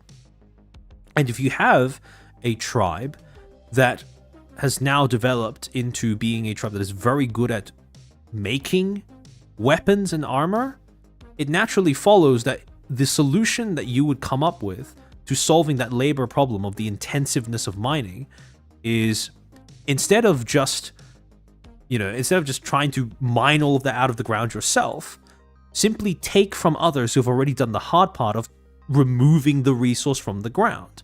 And so we have this idea of the Kanishins, these gold obsessed, this gold based culture, tribe, etc., becoming a seafaring tribe of warriors and conquerors. Because why put all of your skill points into digging gold out of the ground if you can instead focus on grabbing the gold that other tribes have extracted from the ground themselves and just pooling it all into your own society? Oh, Banmin, welcome to the stream. Someone say Fanfiction? Welcome in, welcome in. Based off of the earlier stream that you ended up doing, I think that you may enjoy this. So, we have the basic building blocks of one of the first factions, right? A gold-based tribe, right? A tribe that worships, well, essentially a tribe that worships stars, but worships stars in the form of, gold, right? Worship stars because that is where they view gold as, they have this conception of gold coming from the stars and all of that, intertwined into being this same set of beliefs. But then, in order to flesh this group of people out, you need a little bit more to it than just, oh, this is how they developed and this is what they want and this is the general trope that, they're a bunch of warriors and conquerors, right? A few other things would probably be logical extensions of that whole philosophy of gold is the most precious thing and this is how we're going to get it. So, for starters, the religion would probably be something. If you develop into being a warlike society, right, a warrior society, the deity that you worship will probably end up adopting those characteristics as well. So as a result, the cult that the Kanetians worship, their variety, their version of the Star Thief would probably be the cult of the Celestial Reaver. Reaver being a word for thief, but often used in conjunction with violent theft, right? Being a pirate, for example. And again, it's sort of a little callback to Lumi's space pirate outfit that she has, space pirate model as well. But again, it kind of makes sense, right? If you are a culture that goes around fighting other tribes in order to take their gold, then you'd probably develop a more warlike religion as well, or a more warlike religious avatar as well. Second, obviously, right? If you're a society that views gold as the most valuable thing, the most valuable material thing that you can get your hands on, those with blonde hair will probably, because the yellow in their hair would probably match the gold that you guys pursue so much, it's probably going to make sense that those with blonde hair are going to be viewed as if they have been blessed by your god, right? Those with blonde hair are said to have been blessed by the Reaver's touch. Now, there's two ways that you can read this. You can read Reaver's touch as in, blessed by the Star Thief herself, or Reaver's touch as in, when you have a bunch of warriors going around to different populations raiding, chances are you might leave a descendant or two behind in order to phrase it euphemistically. For the same reason why, in terms of there's a good deal of Chinese people who could probably trace their ancestry back to Genghis Khan in some way. And then finally, you have blue, light blue specifically, being a color that has become synonymous with the sea and thus with death. Because especially early on in the society's development, when they were first figuring out how to get over the obstacle of the ocean, the isolation imposed upon them by the ocean, there would probably be a lot of dying. And as a result, over those decades or hundreds of years, what would end up happening is this culture would begin to associate blue with death. Blue is the color of the lips of the drowned, after all. And it's the color that your skin adopts once asphyxiation has finished doing its job. Right? We associate getting choked and suffocated with going purple in the face. But once someone's actually dead from that, usually they are, a lot more pale, etc., etc. Pale to the point of looking blue in the face. And then finally, but you also have this fact that, yes, blue may be a symbol of death as a result of that, right? But having blonde hair also coincides quite commonly with having blue irises.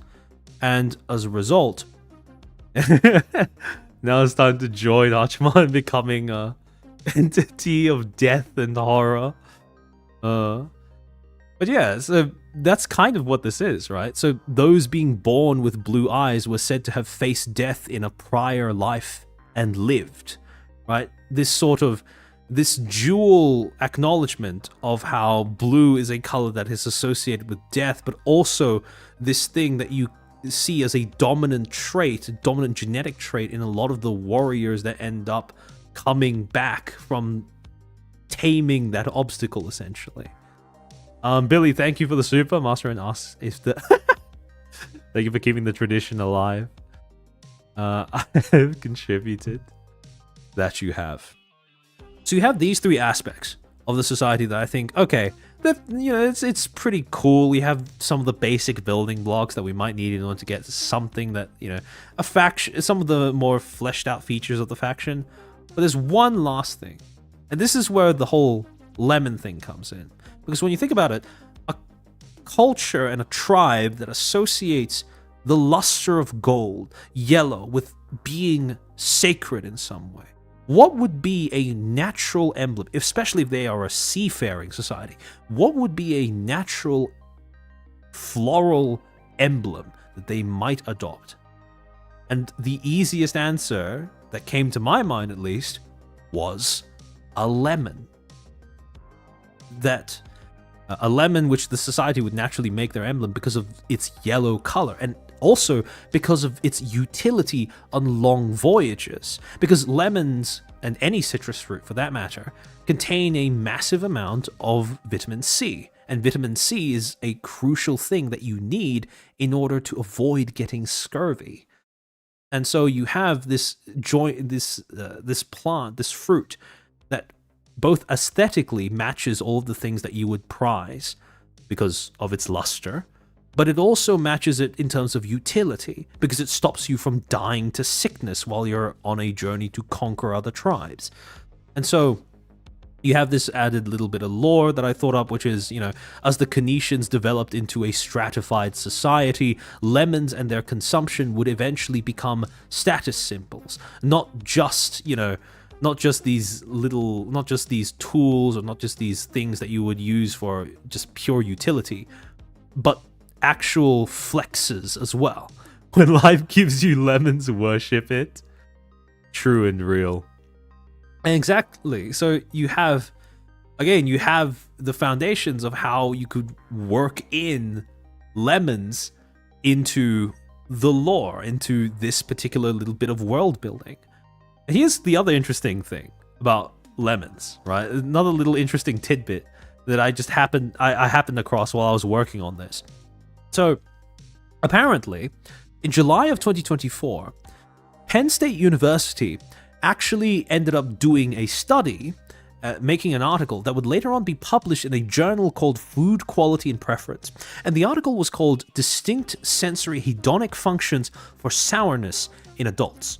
Now, basically what that means is it was an entire study dedicated to trying to find out what proportion of adults actually like the taste of sourness. And the paper came out with some pretty interesting findings. The two main ones being that only roughly 1 in 8 adults actually enjoy intensely sour flavors. But also that between 63 and 70% of people, roughly speaking, display a strong dislike of intensely sour flavors. Now, you also have that little bit of Chinese folklore, which is that, you know, lemons and sourness, you know, the idea that sour flavors are something that superstitiously only people who are jealous lovers enjoy, right? Which fits in with the whole, you know, expecting single-minded dedication thing that we talked about earlier. But this gave the opportunity for something quite interesting, because when you combine those two things, right, a society where lemons and their consumption are symbols of social status, combine that with the statistical reality that most people do not actually like sour things, and you have a little bit of possible world building that you can integrate, which is the idea of lowborn/lower class people making a public show of purchasing and consuming lemons despite visible discomfort. And yeah, you can have all the building blocks of a society, like what its emblem is, what its religion is, what its, you know, what are its beauty standards, etc., etc. But one of the things that I wanted to do is try to come up with smaller details, right? A little bit of perhaps a more banal aspect of the world building, which is just, for example, idioms, right? Turns of phrase or popular sayings that a society might end up developing. And when you combine these two things, a phrase that naturally emerges that ticks off all of these boxes would be an idiom like, say, for example, to whore for lemons. An idiom from the Canadians. It should say Canadians there. meaning to debase yourself in pursuit of something that you will come to regret anyways, often used by Canesian nobility to mock actors and prostitutes who spend their earnings on the conspicuous consumption of lemons despite visible discomfort while doing so. And just like that, we managed to work in the whole lemon whore, lemon woman aspect meme in a way that is actually kind of credible, believable in universe. And so you have all of these, like, you know, these little touches, right? Where a world where lemon fathers are treated like kings. Not too far off, actually, right? So you have all of these elements that might flesh out the Canesians, right? The first tribe of people who are obsessed with precious ores and gold. But then you have the other tribe, the second tribe, the Rumians. And this one got its name from two things. Rumi meaning the more generalized version of that term in Japanese, which is precious stone.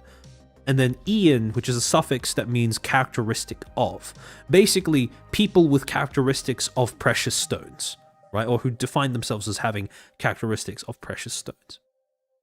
So, very similarly to the Canesians, this would be a group of people, a tribe, who built their society out of mining, right? Except instead of mining for ores, they were mining for gems. They were mining for precious stones. That was the main thing that this society was built around. And here's the thing. When your main resource, the thing that you use to trade, your most precious thing in your society, is a precious stone instead of a precious metal, generally speaking, rather than developing smithing, better smithing techniques, etc., you'd probably end up refining the ability to trade with other people. Because the thing is, usually when you're talking about precious stones are valuable in and of themselves. But in order to really give them function, they usually need to be combined with some other form of craftsmanship. When you're talking about jewelry, no one just wears an opal, right? Or you don't just, stick a lapis lazuli in between your teeth or something, right? You usually need some other form of craftsmanship or technology to convert something from just being a precious stone into being a piece of jewelry, for example. And so you would probably, if you are a tribe that is primarily focused around attaining precious gems, you'd probably need to figure out ways of trading resources with other groups of people that have different skill sets to you, which is people who have better metalworking skills, woodworking skills, etc., etc. So this would be a group of people who'd probably refine the art of trade and diplomacy instead of just smithing, right?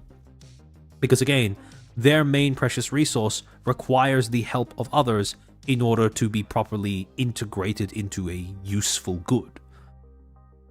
And because in any state, if you look at any account of any country, any culture around the world, the earliest form of resource that people traded with one another were other people.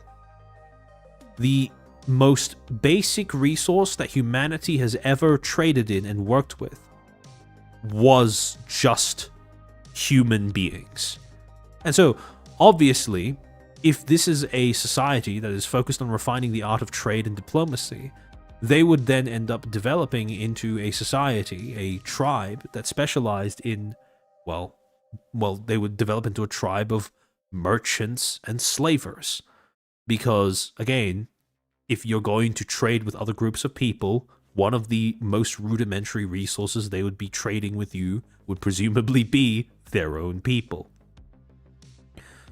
And so, when you combine all these things together, what you get is another group, another tribe that has come up with a different solution to the question of how do you fix the labor-intensive nature of mining, which is outsource the labor, and you outsource it to a dedicated slave class.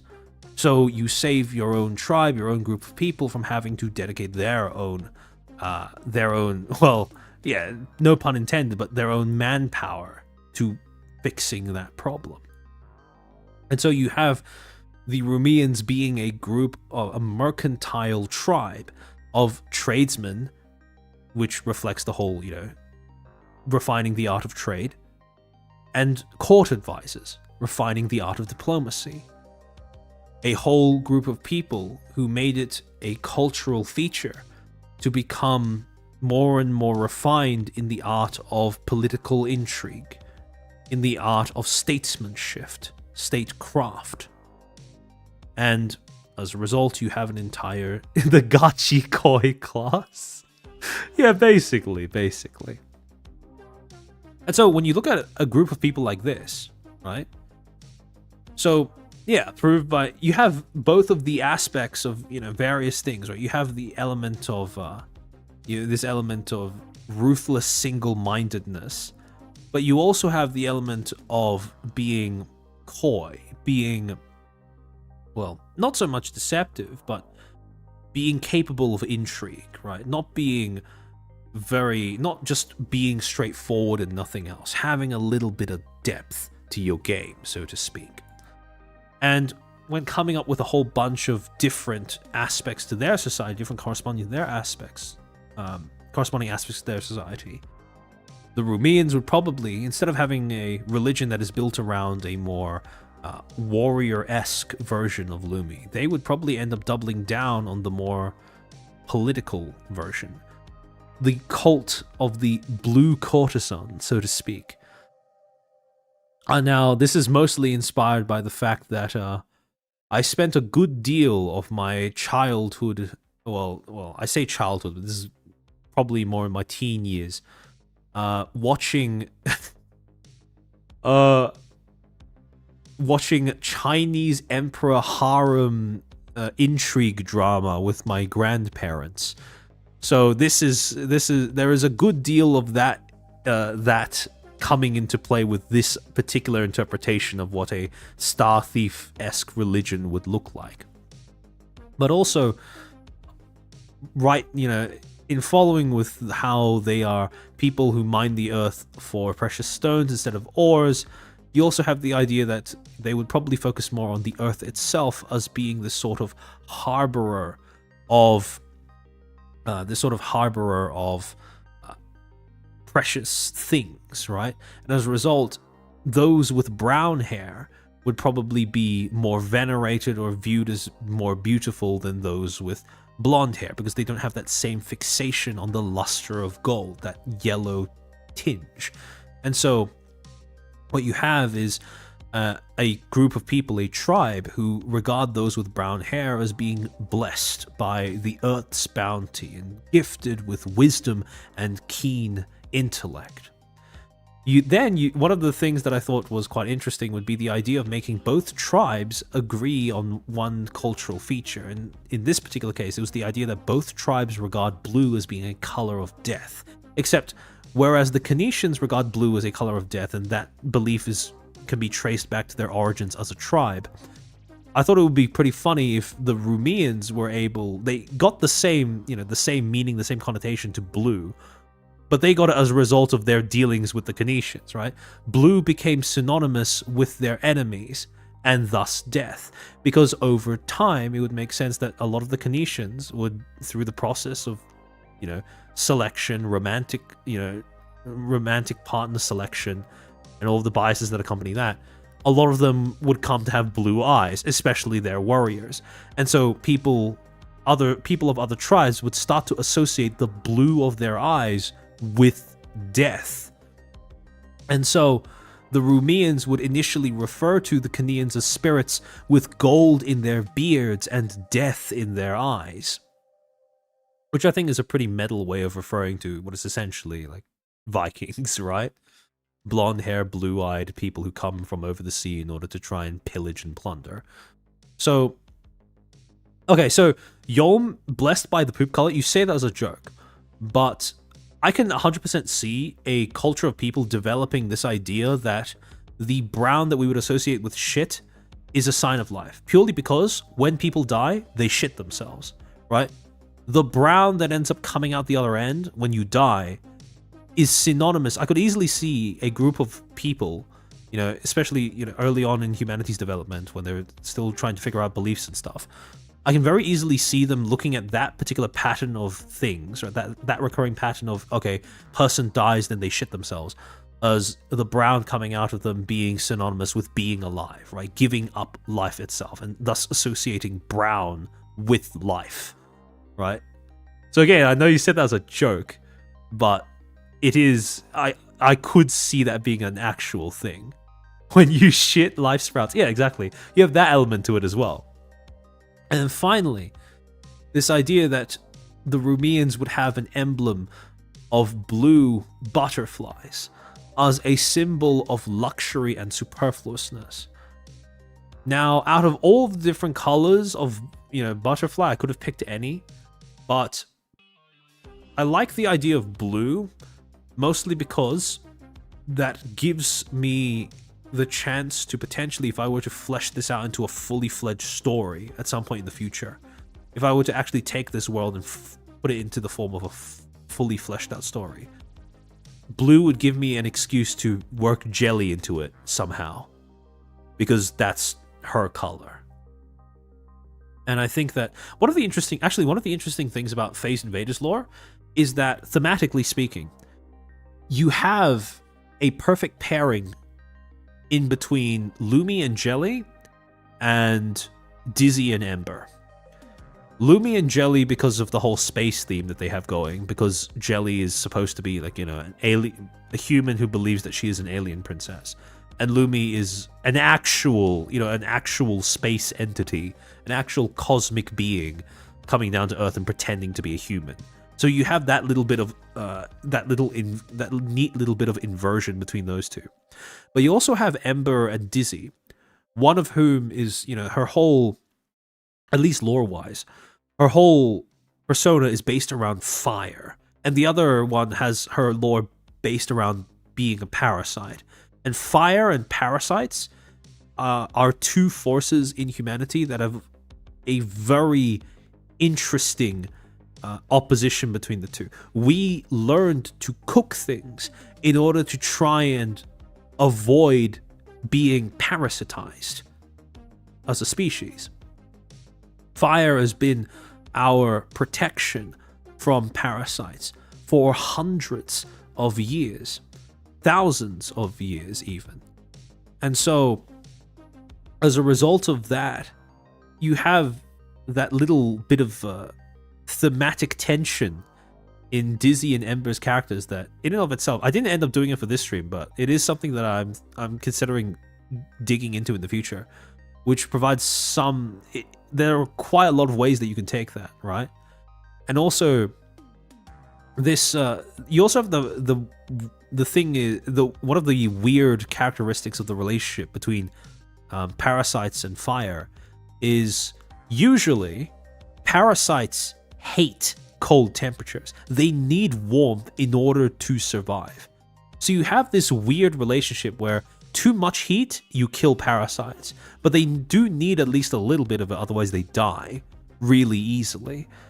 And so there's the thematic ingredients there of a kind of almost, I hate to phrase it this way because it makes it sound too, I think it makes it sound too naturally Yuri baity, but there are elements there of a kind of push-pull, love-hate type of connection between the two theme-wise.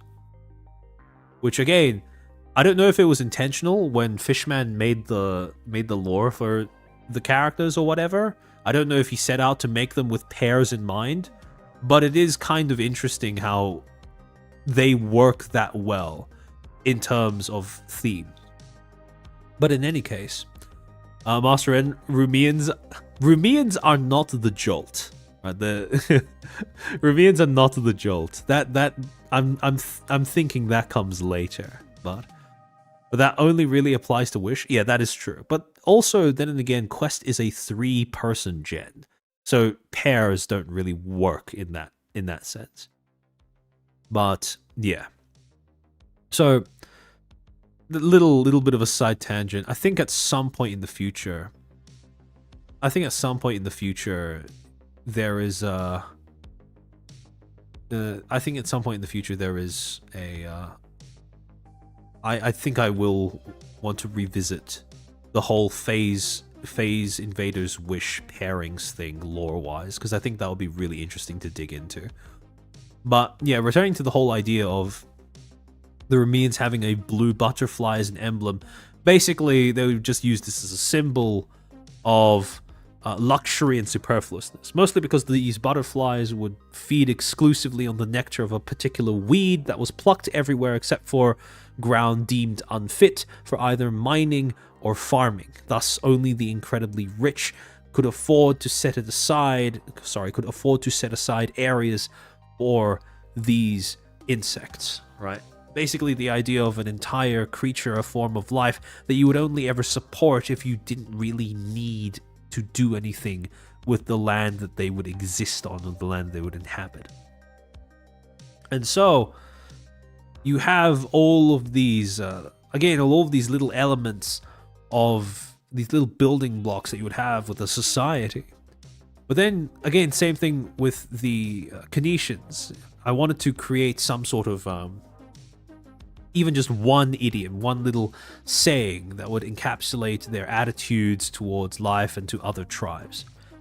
And so the two aspects of the Rumians that I built into the way that that culture worked was, one, an ancient enmity, an ancient sense of enmity, aversion, aggression towards a gold-worshipping enemy faction.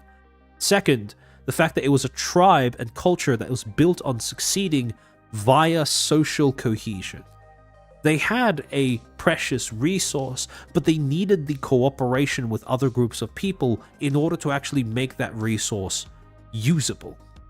And so they needed social cohesion built into their culture, and especially the ability to value social cohesion, maintain it, preserve it, built into their culture in order to survive. And so when you combine these two traits together, what you get is a society that possesses a keen understanding of envy as a threat. Because envy is something that erodes social cohesion very severely and very rapidly. A chairman shipping stream. Maybe that's what I'll call the next fanfiction stream. Actual shipping, right? And I'll come up with. Actually, you know what? I'm gonna write that down because I think that'll be a fun experiment, right? Fanfiction when I write my version of shipping fanfic. And as a result, you would have this society, as a society that comes to understand the threat that is posed to social cohesion by envy.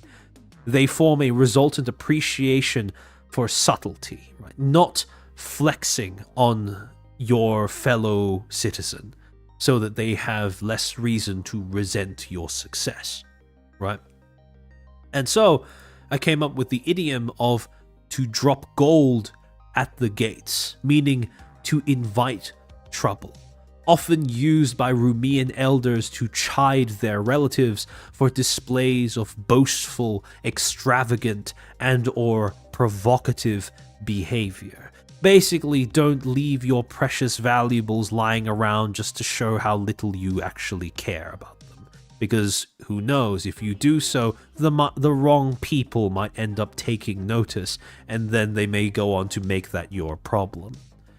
And so by the end of this, you have these two cultures, opposed, but not too dissimilar from one another. They have enough differences to be, considered irreconcilable, right?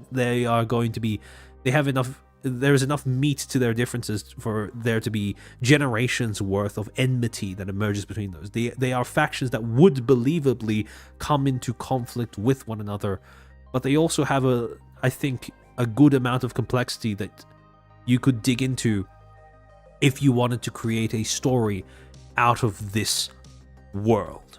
And so by the end of it, what I was envisioning, right, in terms of world building, was a setting, right, a setting with factions that was basically like a kind of cosmic horror version of Romeo and Juliet, or Capulets versus Montagues, which was the main two families that were warring against one another in Romeo and Juliet, except for basically Romeo and Juliet, but Lumi is Shakespeare, right? She's the one, orchestrating the entire conflict, pushing the two sides to make advancements against one another. And then right at the end, you have that now kith moment where the two houses join together somehow, all because of her machinations and manipulations and whatever, right? And so this, when I came to experimenting with building a world, building a setting, fleshing it out in more detail, not just creating individual characters, but creating factions as well, this was my first, probably my most detailed foray into that. Again, because of the whole thing of noticing how much the way that fan artists and just fans in general approach expressing adoration and admiration for their Oshis in a way that resembles the way that artists, creatives, and preachers would express devotion to their religions and to their gods in centuries past. And again, this idea of a VTuber, what would they be like if they were an actual god? Like, would they be a cosmic horror of some sort? Now, naturally, due to my personal leanings and biases and preferences, I'm more, I gravitate more towards VTubers who do have concepts, lore concepts that go in that direction. I like that idea a lot more. I find it to be interesting. I find it to be something that is attractive to flesh out and develop further. But when it comes to creating a setting in which I would go on to write a story down the line, this is probably something that I would envision if I were to take Lumi's lore and flesh it out a little bit more. A story about two warring factions set against one another by this cosmic being coming down, this trickster god coming down from space, and basically pushing both sides to become the most vicious, ruthless, capable versions of themselves, before finally joining the two together through something that may be tragic, right? May be tragic, but in the long term will give rise to something far more powerful, far more interesting, from her perspective at least. Right? Pushing something, a union that has the potential to really push society, human society, into advancing at an accelerated rate. And so that was my first attempt, the first of two that I'm going to be going through with you. And so once I did that, right, once I had a go at taking a little bit of VTuber lore, fleshing it out into the form of a setting, factions, etc., the next step was to take a little bit of VTuber lore and then try fleshing it out into an actual mythos, right? Something that, a set of stories that may not be, its own setting, but a set of stories that you would use in order to explain the reason why things are to a child, for example. Bedtime stories, what's the term again? Fables. That's the word that I was looking for. Fables that explain how humanity came to be in the state that it currently is. Ways to explain the basic building blocks of reality. And so the next VTuber that I ended up gravitating towards when it came to trying to take elements of their lore and then flesh it out in that direction was actually based off of something that someone said in the previous fanfiction writing stream that I did about VTubers, which I think someone suggested Hollow EN. And as a result, the Hollow EN gen that I ended up gravitating towards for that was Council. Because this was an entire gen whose concept was basically parts of reality, right? Parts of everyday human reality. Crony being based off of time, Bei being based off of chaos, Sana being based off of space, Fauna being based off of nature, and Mume being based off of civilization. Now, I'm curious. Out of these 5, which one do you think that I ended up gravitating the most towards when it came to wanting to write fanfic based off of their company prescribed lore? Let's say. Hold on, give me a second.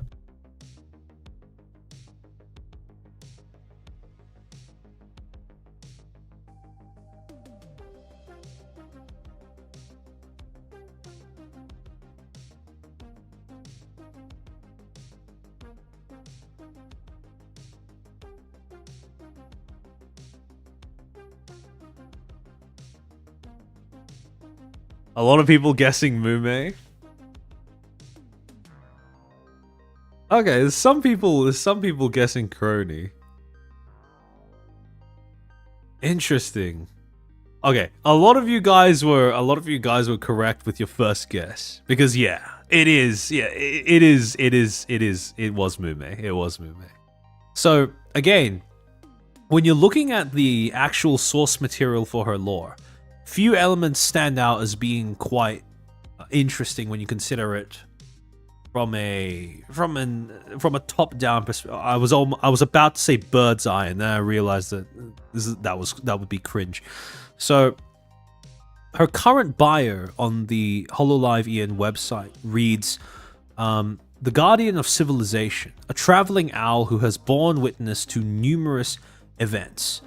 Even though glimpses of past memories seen and forgotten throughout her endless journey occasionally surface, she is now just a lovely girl who relishes each and every day.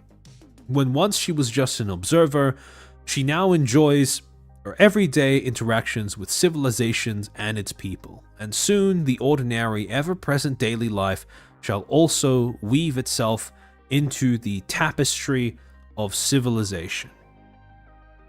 And thing is, this is the current day version of her bio. Her bio used to read, in the older version of the website when she was first debuting, it used to read, quote, "A member of the Council and the Guardian of Civilization, a concept crafted by mankind. As a living embodiment of the sum of mankind's efforts, the mark that humans have left on the world, she is far removed from her fellow members, as well as other life forms. Due to not being created by the gods, she was free to choose her own appearance, and decided to make herself owl-like after the bird that symbolizes wisdom. She is gentle, wise, and an unbelievably hard worker. As a well-traveled vagabond, she is blessed with a wealth of knowledge of the world. She has seen, heard, and experienced many things that she has forgotten, most of them. One of them being her own name. For some reason, she seems to project a rather pitiable aura. Perhaps this in part is thanks to the loneliness she has often felt in her perennial travels. That is what gave her the idea of making her own friend out of a material that was indispensable to the development of human civilization. Paper. It may fade and rip, but once a friend, forever a friend." And so, few things that stand out about this. She is the embodiment of wisdom, but she has forgotten who she is. She is supposed to be a guardian of civilization, but for a good time, she was only an observer of it, a sort of archivist of sorts when it came to the achievements of mankind. She is a primal concept, but she is supposedly a primal concept that was created by mankind, by human beings. And here's the thing. According to the lore, she is the living embodiment of, the sum of mankind's efforts, right? And as a result, her current appearance makes a lot of sense. This is what the Guardian of Civilization would probably look like, at a spot where human civilization has developed anime and, anime girls, right? Hence her looking the way that she does. But one of the things that I considered, that fascinated me about this idea of her being not... this is one of the things that I think is quite important to note about her lore. It doesn't say that she is civilization. It doesn't say that she is the embodiment of civilization. She is the guardian of civilization. And the thing is, when you actually look at her design, there are a few interesting things about it that point to an overarching theme of duality. There are different elements of her, I suppose, different elements of her design that, if you were to look at them conceptually, may seem to butt heads with one another, or sort of be opposites of one another. But they actually come together to create a very cohesive, overarching whole. So, starting off the most basic thing, right? Feathered but wingless. She's based off of, being an owl, but she has this human appearance. She is, because she is an owl, right? She is a bird of prey, one of the most vicious and effective and efficient predators that exist in nature. But her entire outline screams soft and cuddly, right? It's all curved lines, it's all, a soft color palette. Nothing really hits you in the face too hard when you actually look at the various aspects of her appearance. And then you have the two tools that she has in her belt, right? Two aspects of civilization that you could... the two aspects of civilization that you could possibly view as being diametrically opposed to one another. One being a benign tool, the lantern, right? Basically symbolizing illumination, the pursuit of knowledge, safety, comfort, etc., etc. And the other being a dagger, a knife, a weapon, represents destruction, right? The ability to kill, to harm, right? Yeah, okay, strikers, you say she's less of an owl and more like a shrike. And that's the other thing that's fascinating about Mume. Because the thing is, everyone knows that Mume is, a sweetheart, right? But one of the things about her persona that really played up this aspect of duality was how much her persona occasionally dipped into being this sort of, this horror creature, right? You have the infamous Suisei portrait that she ended up drawing during one of the, I forget, one of the streams, and I think it was 2022. She just drew this nightmare face, and this became a recurrent part of her imagery and her theme as well. This was, when people made, what was it? HoloCure. The dev that made HoloCure, her ult is just that face flashing on screen and then murdering everything on screen. When she got her, the chibi models that Sana drew, there was a hidden layer to that where it was just that face staring out at you. And then you also have that just a little bit of murderous, a little bit of a yandere murderer side that came across in terms of how she would do certain things. It became a bit of a meme among the humans as well. For example, that this this little animation by Super Apple Man, which showing her solution to the trolley problem. And then even in her what was the song called? Hold on, let me enlarge that so I can read it out correctly. Don Don Don Don music video, which ends with her staring at a human through the window while drawing her knife, right? Yeah, the Don Don Chika Don Don Chikanaru. Yeah, there we go, that one. So, again, you have this duality of being cute, but also horrifying, right? This dual element to the guardian of civilization, right? Probably, and again, this whole concept of her being a guardian of civilization rather than an embodiment of civilization itself is fascinating, because it means that while she has some traits that coincide with, civilization, because obviously if you are going to have an entity that's dedicated to protecting something, that said entity is probably also going to end up adopting traits of the thing that it spends all of its existence guarding. So, as a result, you also have a degree of removal from it, so that whatever aspects of the thing that is being guarded exist in its protector can be played up to its extremes. And what I mean by that is when you look at the elements of duality within Mume's persona, plus her branding, plus the lore that has come prepackaged with her upon debut, there are artists that have taken this idea and really ran with it in terms of how far they can take the whole concept of her being this symbol of what protects human civilization. And one of those artists whose work that I thought was just perfect for this entire subject is Blue-Lax on Twitter. And he initially posted this artwork in 2022, but he reposted it in September of 2024, and that was when I first saw it, with the caption saying, fan art for Hololive VTuber Nanashi Mume, whose character concept was the Guardian of Civilization, art that is meant to represent the duality of the character's concept. Innovative, creative, perseverant, versus cruel, violent, and destructive. And these two artworks just perfectly encapsulate that. Where you have, on one hand, you have all of the innovation that accompanies mankind, right? You have skyscrapers, castle spires, you have, townhouses, apartments, rockets, the idea of progressing to a point where humanity is left without wanting, right? This sort of closeness and togetherness that comes with human civilization. This element of protection, this element of advancement, progress.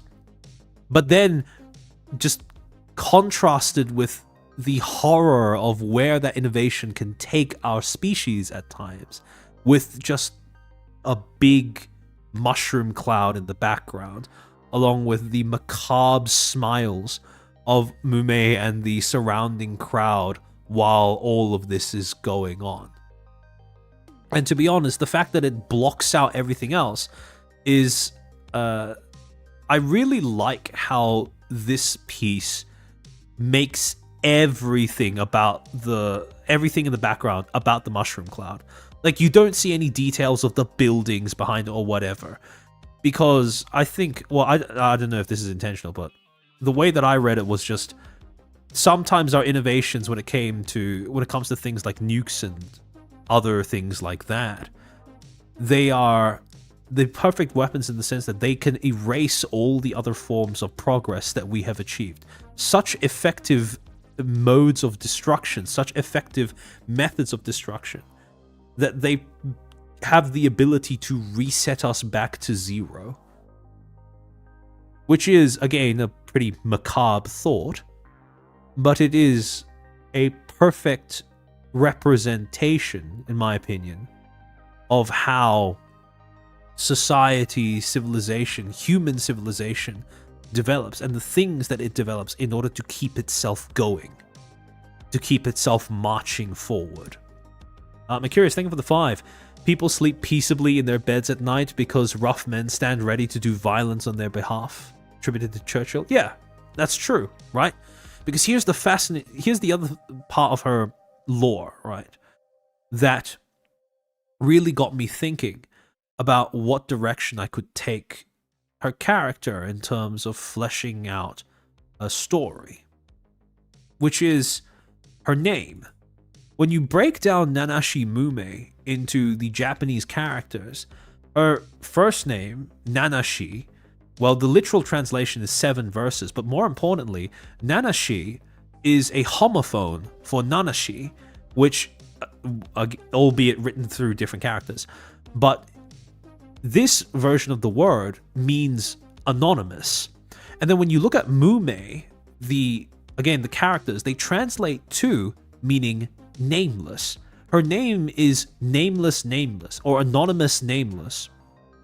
And when you combine both of those two things together, a very recurring theme, the core of her concept, is the idea that she has forgotten who she is, and no one else is there to remind her of what her name originally was.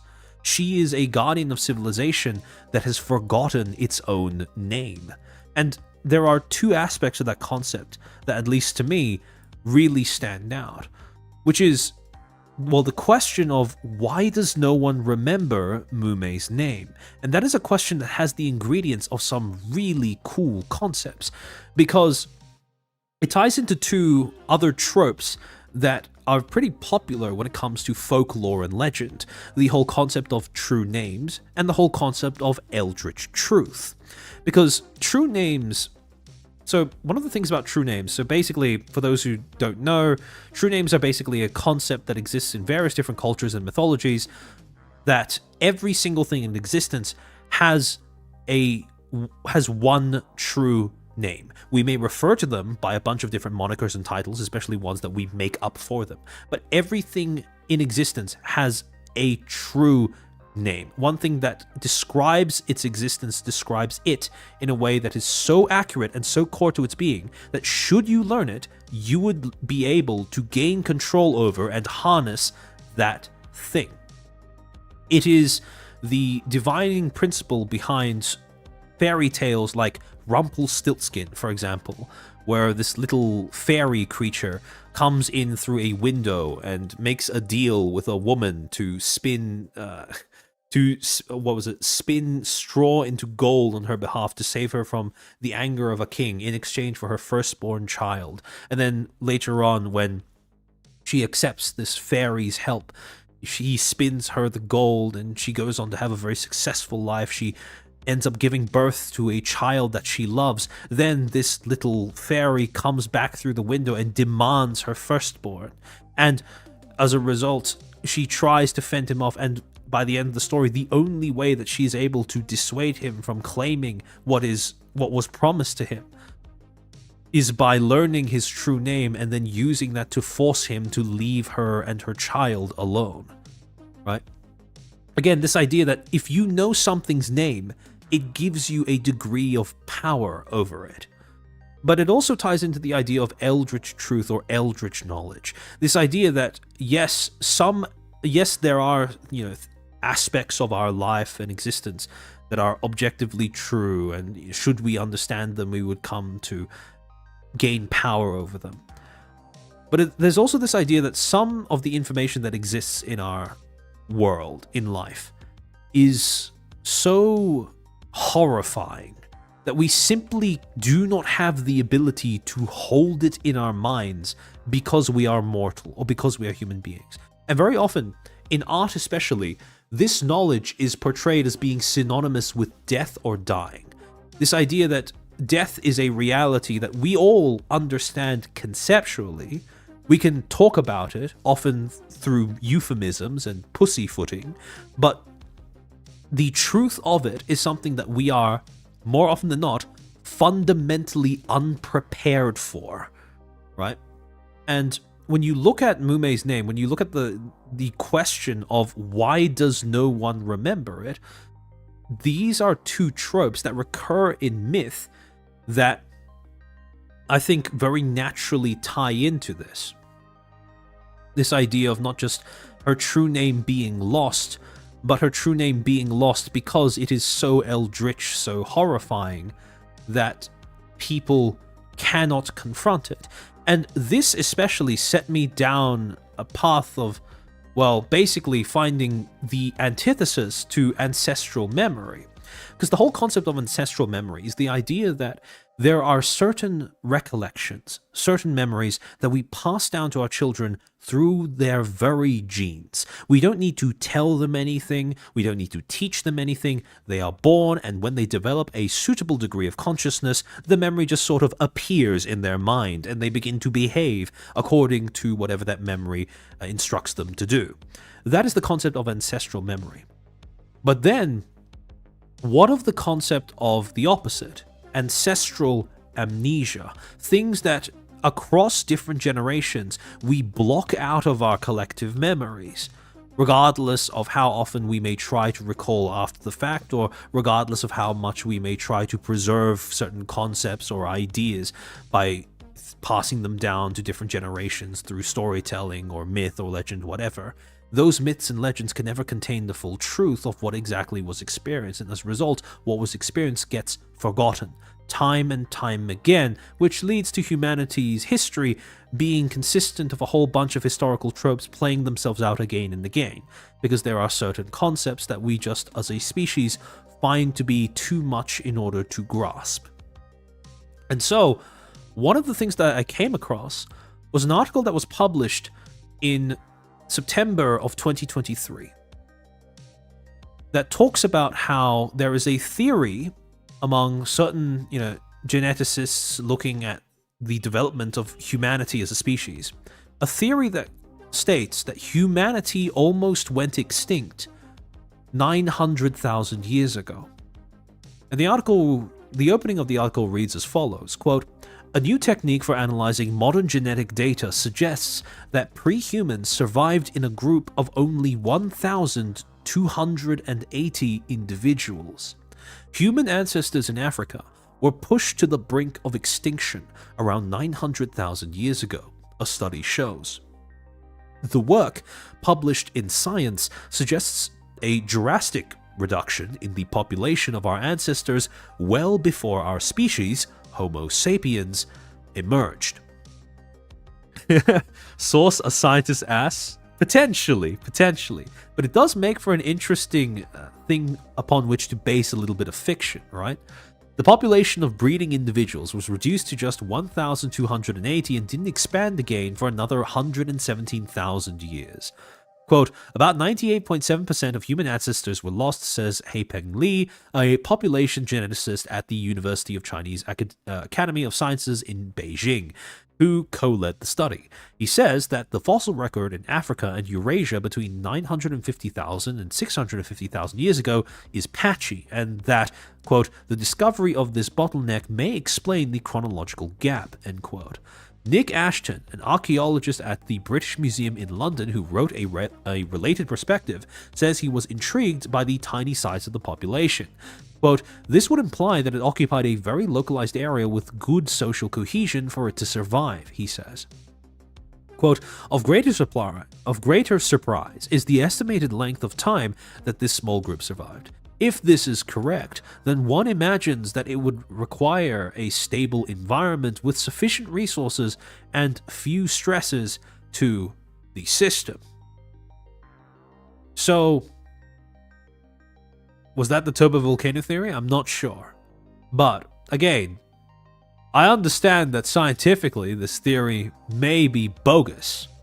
But, at the same time, this idea of humanity collectively blocking out the fact that it almost went extinct to the point where we have trouble piecing it together, hundreds of thousands of years later with all of our technology and stuff like that, was an idea that I found to be extremely appealing, right? This idea of, well, the fact that humanity, even the very idea of human civilization was almost lost because humanity itself almost went extinct. And so, this is where we circle back to the thing that I hopped on earlier, which is that Mume's lore states that she is not the embodiment of civilization, but the embodiment of the protector of civilization, the guardian of civilization. Now, in a time period of, where we are today, right? Where we have access to all of the modern conveniences, all of the conveniences of modern day life, all of the comforts of modern day life. We are the most comfortable we've ever been as a species. And, we've invented anime, right? She looks the way that she does. But that got me thinking, what would a version of the Guardian of Civilization look like way back during these times, the earliest periods of human history, when we weren't at the top of the food chain even, when we still had to worry about where we slept at night and whether we would die of exposure because we hadn't invented building shelters yet. And so, it gets back to the question of who was the guardian of civilization, or more generally, what guards civilization? And the answer to that question, at least from my perspective, is fear. And with that, in my mind at least, that is I find this to be a very appealing solution to the question, a very appealing answer to the question of why can no one remember who Mume is? Why can no one remember what her name really is? Because the thing about fear and civilization is that people flock to civilization because of fear. But the thing is, the more developed a civilization becomes, the more secure it becomes. And as a result, the more people tend to forget the reason why they flocked together in the first place. And as a result, the more developed the civilization becomes, the more we forget the thing that protected it, the thing that incited its very existence, the more we forget fear. And so, from this concept, what I was looking at doing was, again, the opposite of what I did with Lumi's lore.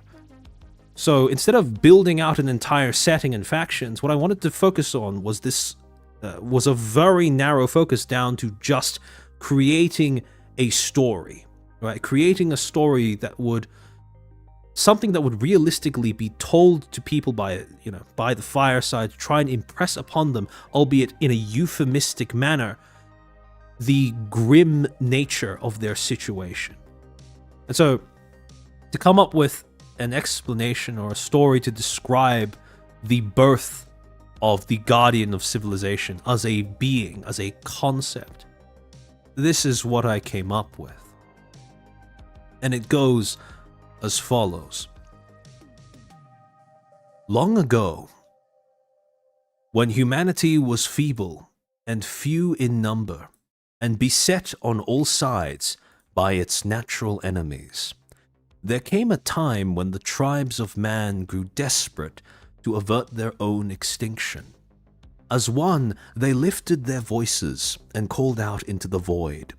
"Save us," they pleaded, "for we are feeble and few and surrounded by our enemies, and if forsaken, we will surely die." So great was their terror, so keen their need, that within the void, something stirred. From humanity's distress was born something new, something pale and hungry, with sharp teeth and sunken eyes that glittered with terrible knowledge. From the cold darkness and dying lights, the thing whispered in reply, "Wayward fools, you are scattered and alone. What have you to offer for your salvation?" And in their desperation, mankind replied, "We offer our flesh and our blood. We offer our minds and our time. For all shall be forfeit if we are left to die." And thus a compact was made, an ancient promise, the first of many. On silent wings and cloaked in night, the thing descended upon the tribes, and it whispered to their wise men and to their wise women the commandments that would be their salvation. "You shall name your enemies, for it is by their names that you shall know them, and it is by knowing them that they shall be delivered into your hands.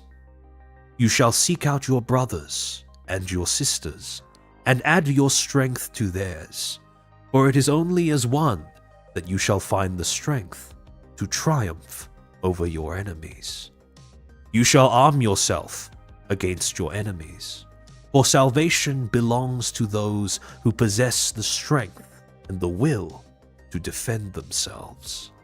You shall build your homes with your own hands and your own toil, for it is only through toil that homes are granted meaning." And when the thing was done reciting its wisdom, it spoke once more and said, "Remember these words, for you are my people, and I, your dread protector. By these commandments will you learn my name, and so long as you and your descendants remember it thus, my protection will remain yours." And as part of this, I thought to design, to tie in with the whole idea of both true names and the idea of eldritch knowledge, things that we don't fully understand. I thought to design a name that was comprised of 3 symbols, right? This idea that, the final commandment of this eldritch thing that emerged out of the void in order to answer humanity's cries of, desperation, their need to survive, right?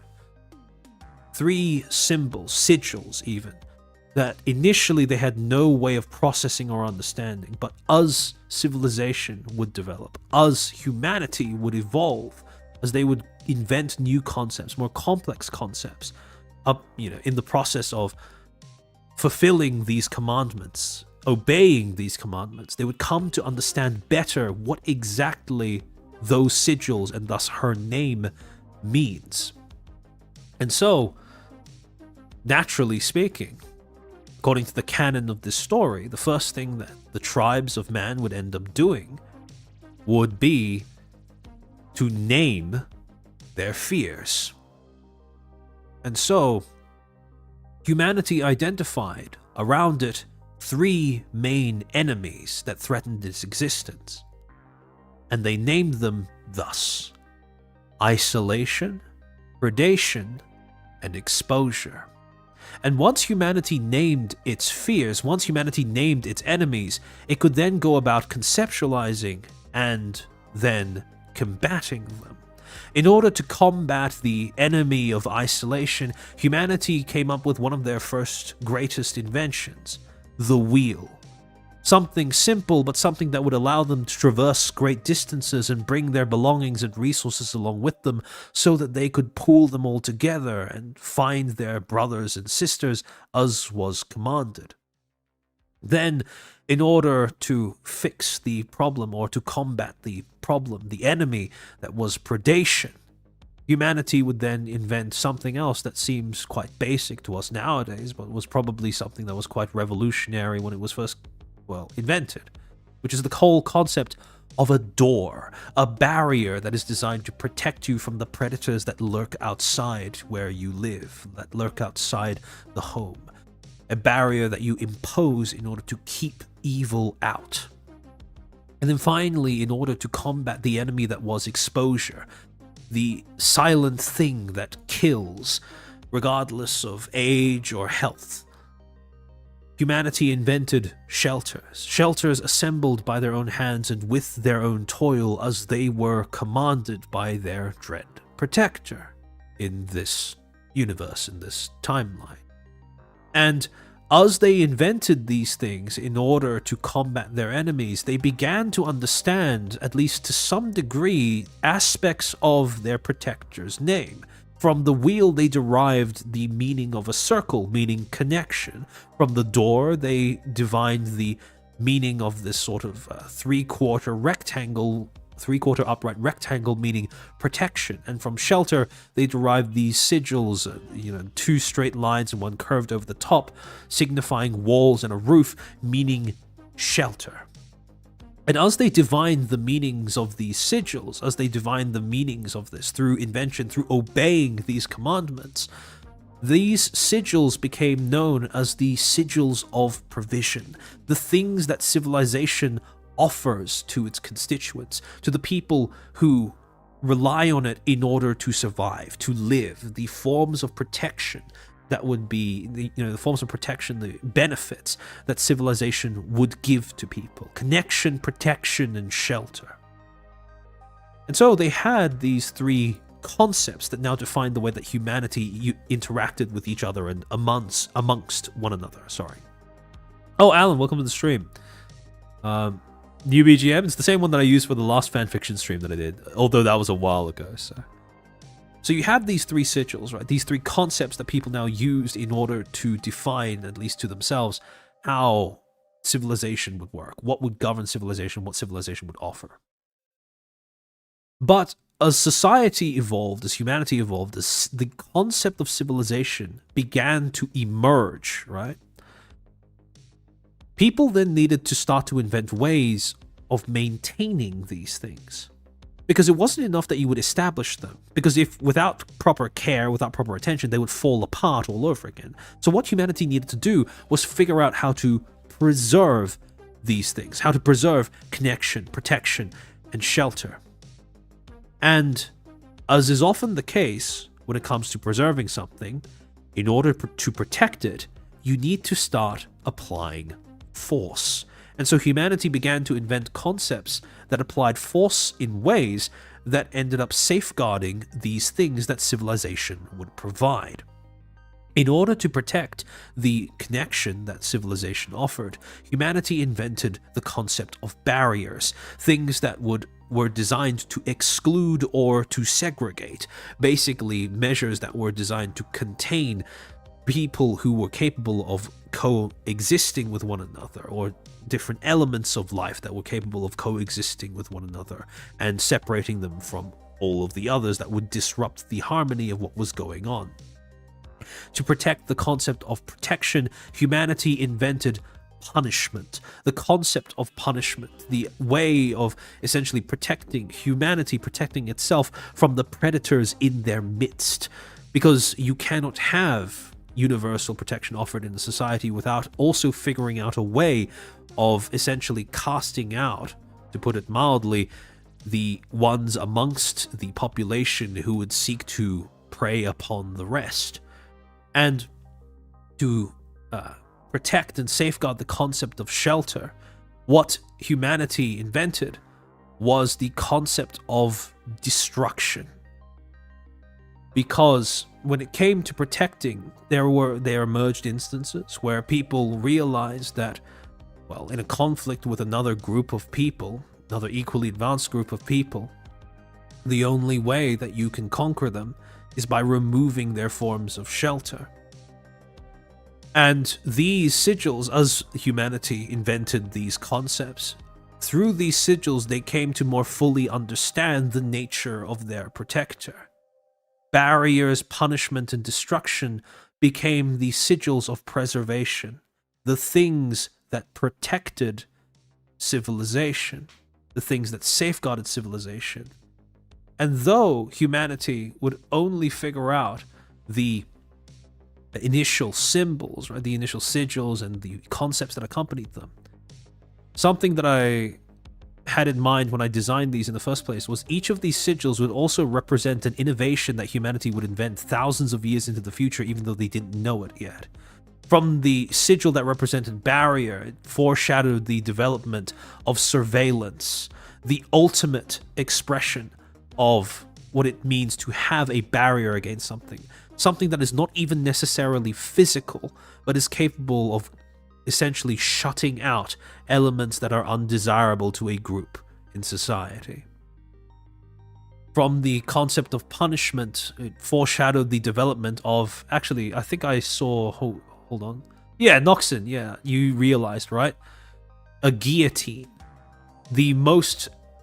One of the most efficient methods of execution, one of the most effective tools of execution, most commonly used tools of execution that we have used over the course of the development of our civilization.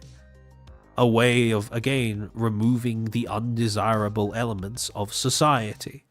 And finally, the sigil for destruction, corresponding with the culmination, our magnum opus when it comes to weapons that we have invented over the course of our species' existence. The nuclear bomb.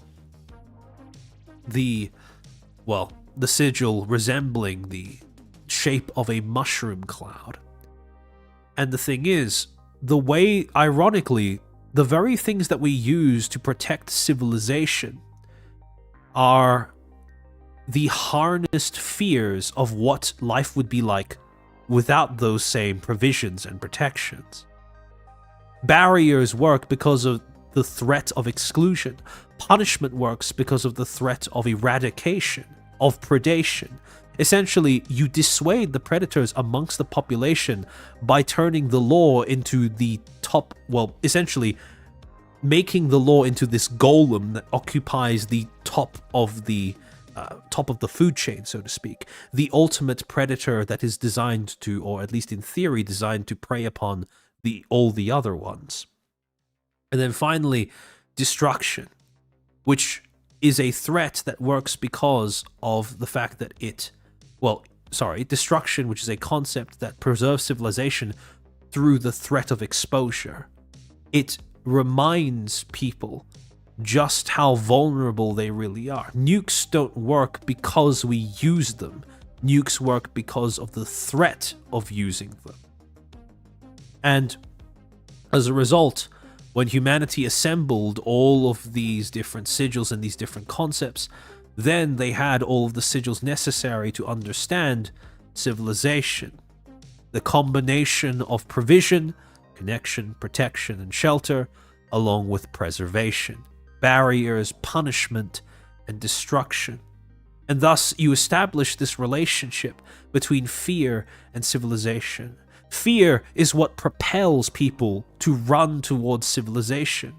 And through civilization, people come to harness fear and provide ways of not just driving the things that inflict fear upon them away, but also safeguarding themselves using fear. But again, like I mentioned before, it is not a perfect loop. Yes, fear propels civilization, and civilization is preserved by fear.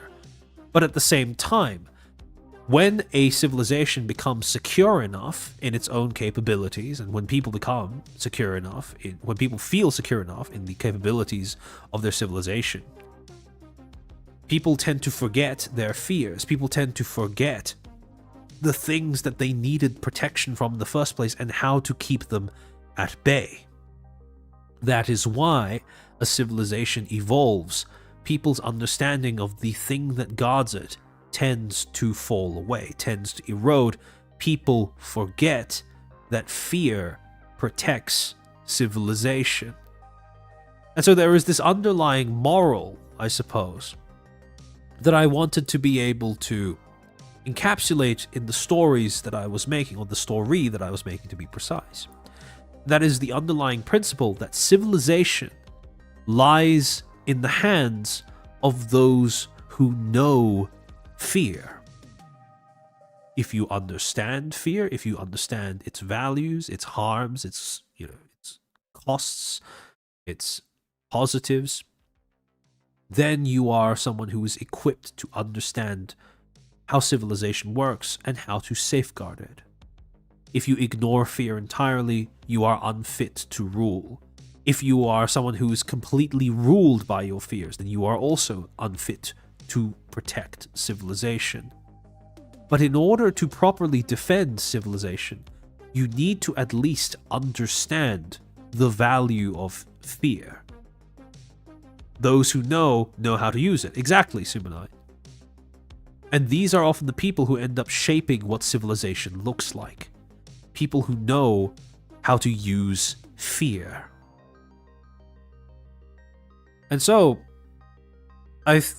from here, what I wanted to do was actually create almost like a fable. Basically, a story that could realistically be passed down from generation to generation to instill this underlying principle of fear is not just this negative thing that you need to run from, but something you need to understand. Fear is an instinct that is designed to preserve you, and you ignore it at your peril. And so, at the end of all of this, what I came up with was the tale of the Nameless King, or the tale of King Nanashi. And it goes like this. Once upon a time, in a faraway kingdom, a king uttered a prayer beneath the moon and the stars to be blessed with a wise heir. For his beloved queen's belly was heavy with child, and the physicians fretted for her health.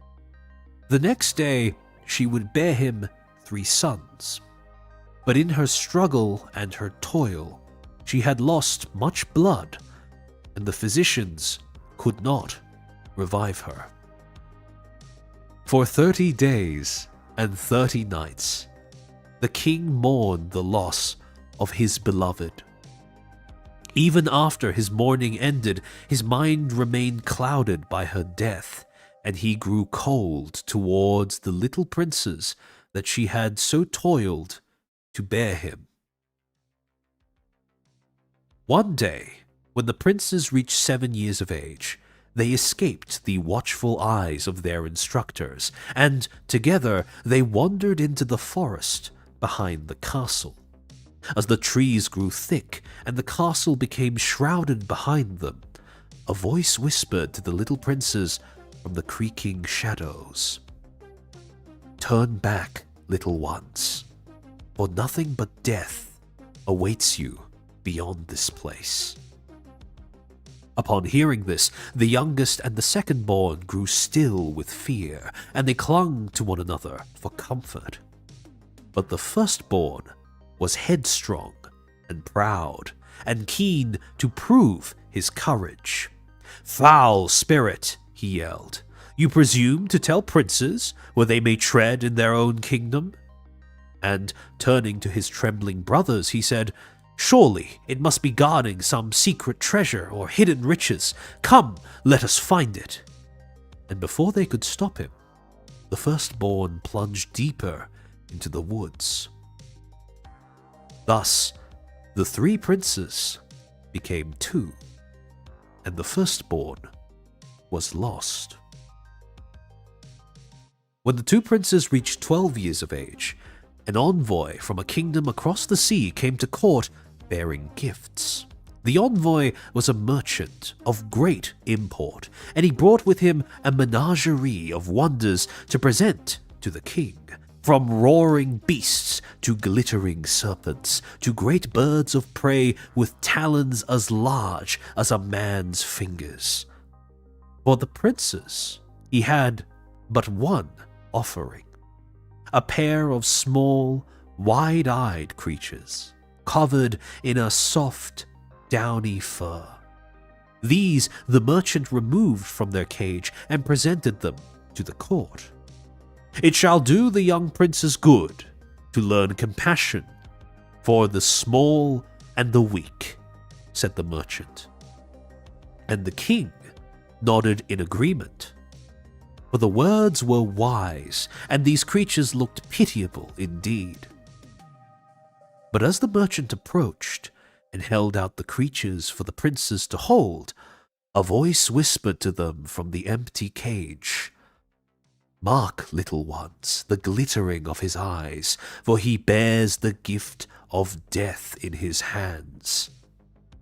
Upon hearing this, the second-born grew still with fear, and he held out his hand to halt his brother. But the youngest was soft of heart, and was moved by the helplessness of these pitiable creatures. "Peace, brother," he said.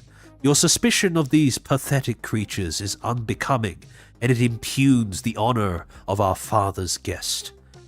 And, turning to the merchant, he said, "I thank you most kindly for this gift, for I will care for them as if my life depended upon it." No sooner had the words been spoken, when one of the creatures, perhaps unused to his hold or to his scent, began squalling in his hands, and as he went to unhand the tiny creature, it sank its fangs into the softness of his palm.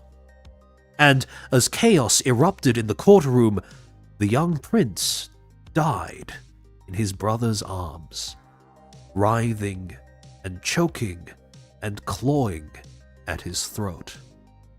Thus, the 2 princes became one, and the youngest was lost. When the prince reached 16 years of age, the king ordered him to lead his armies against the kingdom from across the sea.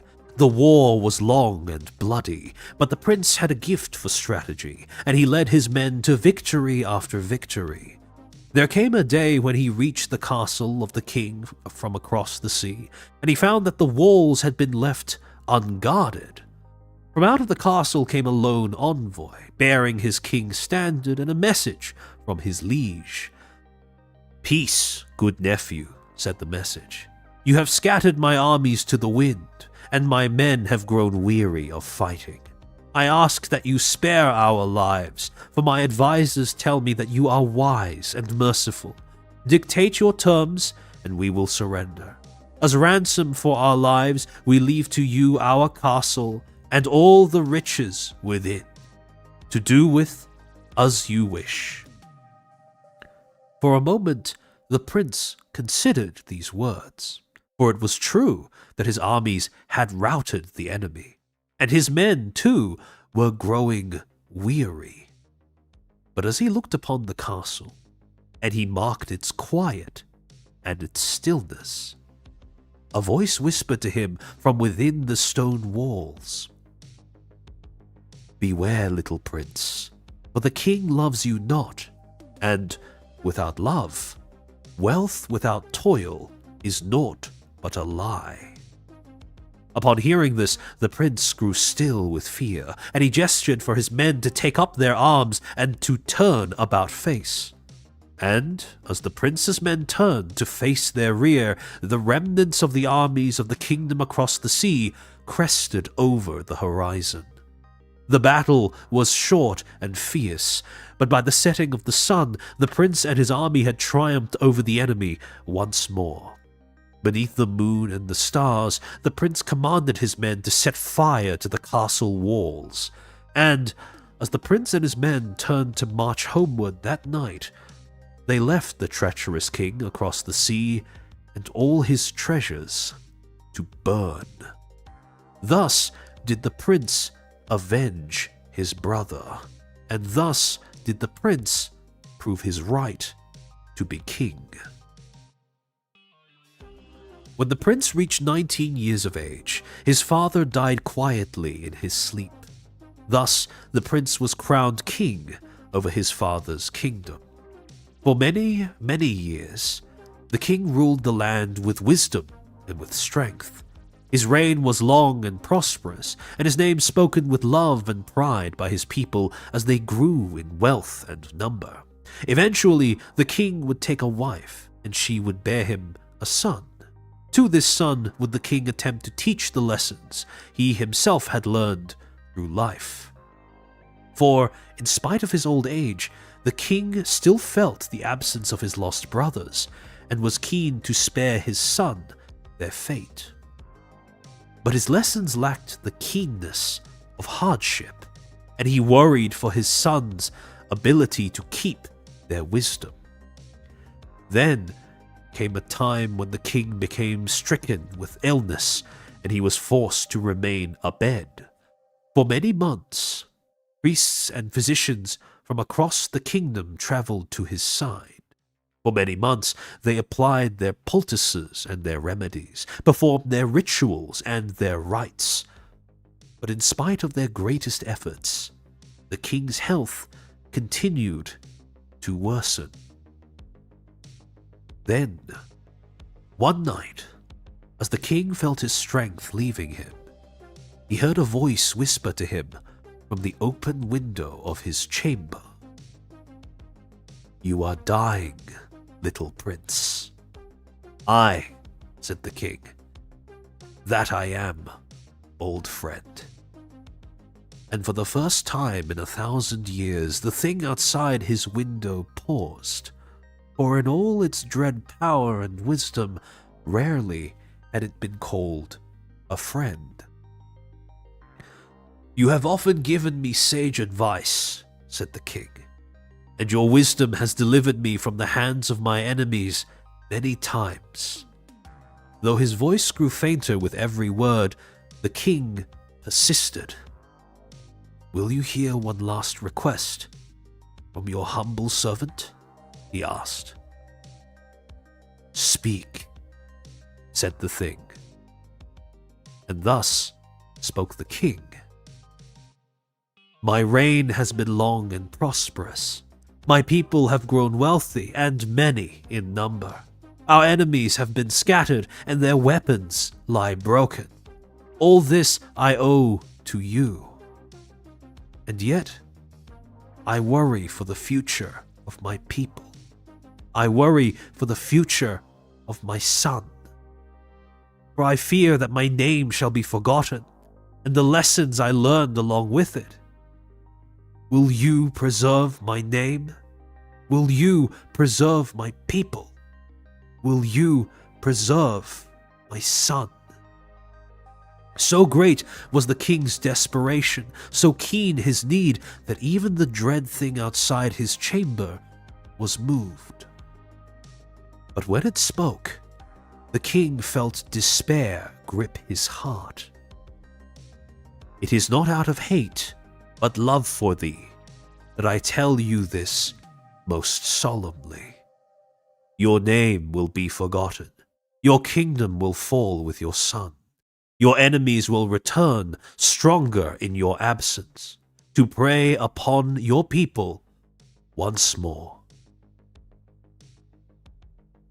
But as the thing spoke, its voice softened, for though it cared not for kingdoms or for riches, it had grown fond of the little prince. And though it was a being of great hunger, it had little appetite for cruelty. Do not despair, little prince, for this I promise thee. Though your descendants may grow feeble, they shall not succumb. Though your people may grow few, they shall not be lost. For though your name will be forgotten, my lessons shall not be. And for as long as they are remembered, I shall never forsake thee. Thus, with these words, were the king's spirits lifted. Thus, with this promise, did the king die peacefully and content. And though the king and his name were indeed lost, his dread protector and her lessons remained. And they remain here with us, even to this day.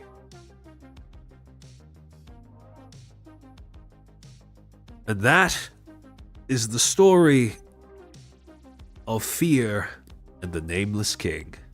Good old civilization. Yeah. I don't think I need to explain the moral of the story. I think it should be pretty self-evident.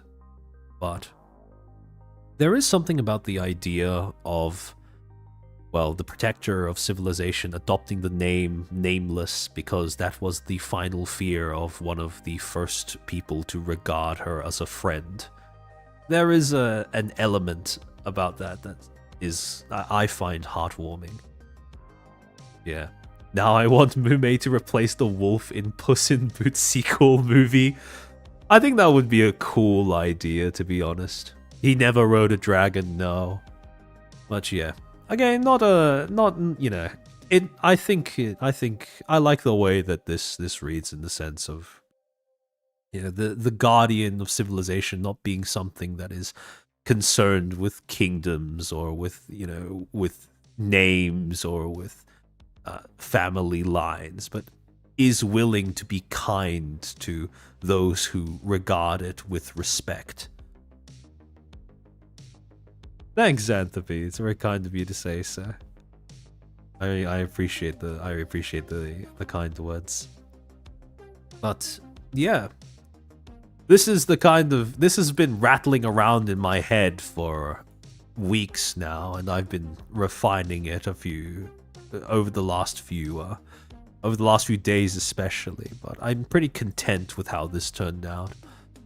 But actually, I'm curious, how many people recognized what this animal actually is? And the reference to what is actually going on in this point of the story. Have you played the free Hollow fan game Nameless? It's quite good. I have not played it yet. Man can cook in the age of AI slop.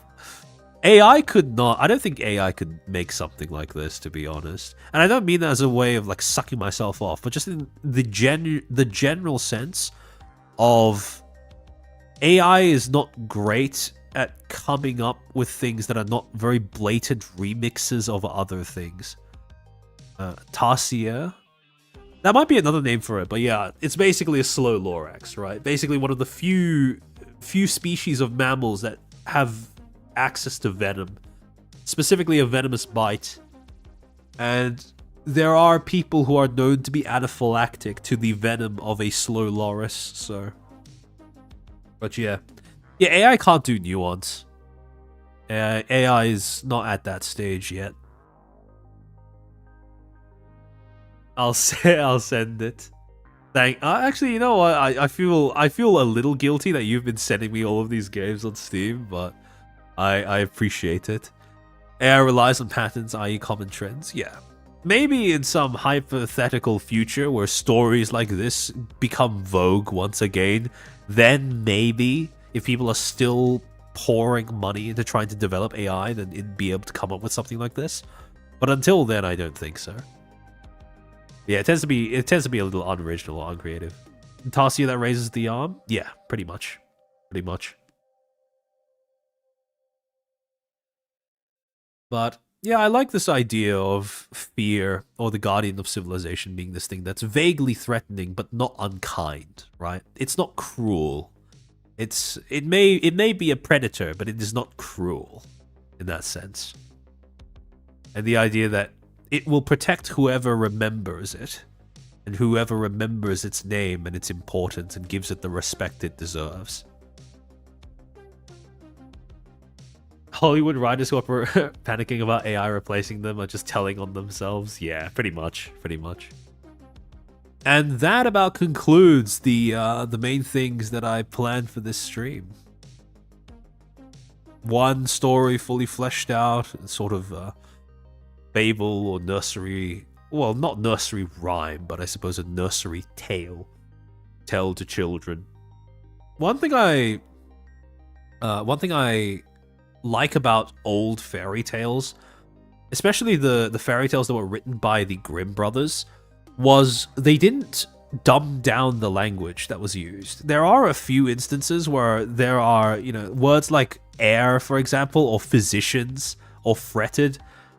I like the idea of including little bits of vocabulary like that in things that are designed to be told to children. Because the sooner you get them to start picking up on words like that, the more advanced they tend to be when it comes to developing their own ability to speak. And something I really miss, that aspect of storytelling where people would sprinkle in those bits of vocabulary here and there. Because even things like, for example, kids' movies that are being written more often than not, they are so oppressively watered down in terms of the kinds of words that they use, the phrasing, the morals of the story that they impart. There are so many animated movies that come out aimed at kids whose main moral is just be kind, which is basically not a moral at all. And this is why something like Puss in Boots what was it? What's the name of it? Last Wish? I forget what the name of the movie was. But that's why the most recent Puss in Boots sequel was such a pleasant surprise when it came out. Because that was a movie that actually had a meaty message behind it. Didn't bother dumbing itself down at all for any of the kids who were presumably it's the target audience. Yeah, The Last Wish. Yeah, there we go. But yeah, I miss that aspect of storytelling in media. But yeah, if you're looking to maybe build on some fanfics of your own, I highly recommend it. And for the next fanfic stream, I am probably going to take up your idea of writing ship fanfic of sorts for Phase Invader's Wish. I like that idea. The more I think about it, the more I like that idea actually. But yeah, kids these days don't even know quixotic or the old English words. It's funny because I have worked with kids who were trying to learn Shakespeare. And it's to be expected, right? It's to be expected that when you come across Shakespeare, it is very much like a different language compared to modern day English. Wait, sorry, give me a second.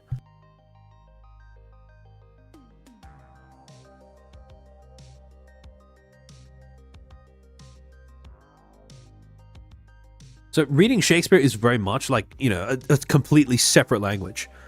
But I find it quite interesting how one of the biggest hurdles to people understanding Shakespeare is just breaking down. So usually when someone walks into a classroom and you ask them to read Shakespeare, they usually, one of the things that stops them from being able to actually read it as like English is they usually have this preconception in their mind that it's some sort of highfalutin verse that is designed for college professors and nobody else. And one of the first steps in breaking down that barrier to understanding what the fuck he's talking about is just emphasizing that when he wrote this, this was not aimed at, you know, the elites of society. It was basically designed to be performed, well, not on the street, but in theaters that were filled by the common folk. And you need, once you hit upon basic translations, like for example, R being art, you being thou, yours being thine, and you have all those basic translations that are, you know, one-to-one. You can recognize how one becomes the other over the course of a few hundred years. Then usually people develop the ability to work backwards from that point. And something like go henceforth, get thee gone, becomes a bit more recognizable as get the fuck out of here. And then from there, it's usually more doable. But again, one of the biggest steps is overcoming that hurdle by normalizing the use of that kind of language in the first place. So, oh, Parrot's still streaming, he's having tech issues? Of course. There's actually a version of some of the Shakespeare stories where they rewrote the entire thing and visualized the dialogue as a chat room log so new generations can understand it. That's a pretty funny innovation. I can see how that would help someone understand what he's going on about, though. But yeah. Get the gun. I'm trying to think about my favorite lines from Shakespeare, the ones that work the best when trying to convey them to other people, but there is "What, you egg" from Romeo and Juliet, I believe it was. There's a line in Macbeth where Lady Macbeth says, the context of this is she's describing maternal instincts, right? But there is a line in the dialogue where she says, "I have given suck and no," and that's always good for, you know, sort of getting getting an initial knee-jerk response, maybe a little ha-ha moment from people when you're trying to introduce them to Shakespeare's work for the first time. But yeah, no. Once you crack that initial barrier, then it usually becomes pretty, you know, pretty accessible. You should show that latest drawing I sent to you. You deserve to post about these stories. That's I appreciate that. Actually, you know what? Hold on, let me switch over to the headhort screen while I whip it out. Hold on, give me a second. I mean, you can't stream an EN without tech issues. It's like it is tradition at this point. I really appreciate these drawings, by the way, Noxon. As always, you cooked. Hold on, let me see. Okay, give me a second. Maybe I should have used this as like my Fugi for this stream. I'll use it for the next fanfic stream. Let me just grab it real quick.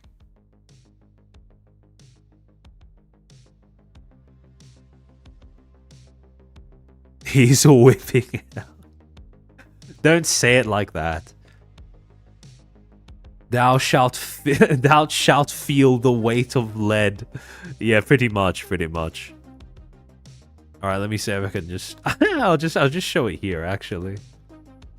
Was image source, browse. Hold on.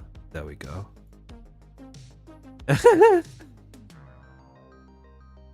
It's too big. Hold on. Let me shrink it down. All right. Give me a second. The best thing is with this image in particular is without the text, I could use it as a reaction image, but just it's so flexible because I could use it as like, hold on, this is fire, or brother, get it away from me. Like, I really love this expression in pose. You cooked so hard with this, but yeah, this is definitely getting used as a reaction image somewhere. But yeah, I think that about does it for this stream. Thank you for tuning in and sitting through me ranting about a whole bunch of various things to do with VTuber lore. I think it's quite funny because VTuber lore is hands down the most superfluous aspect of this medium and this industry.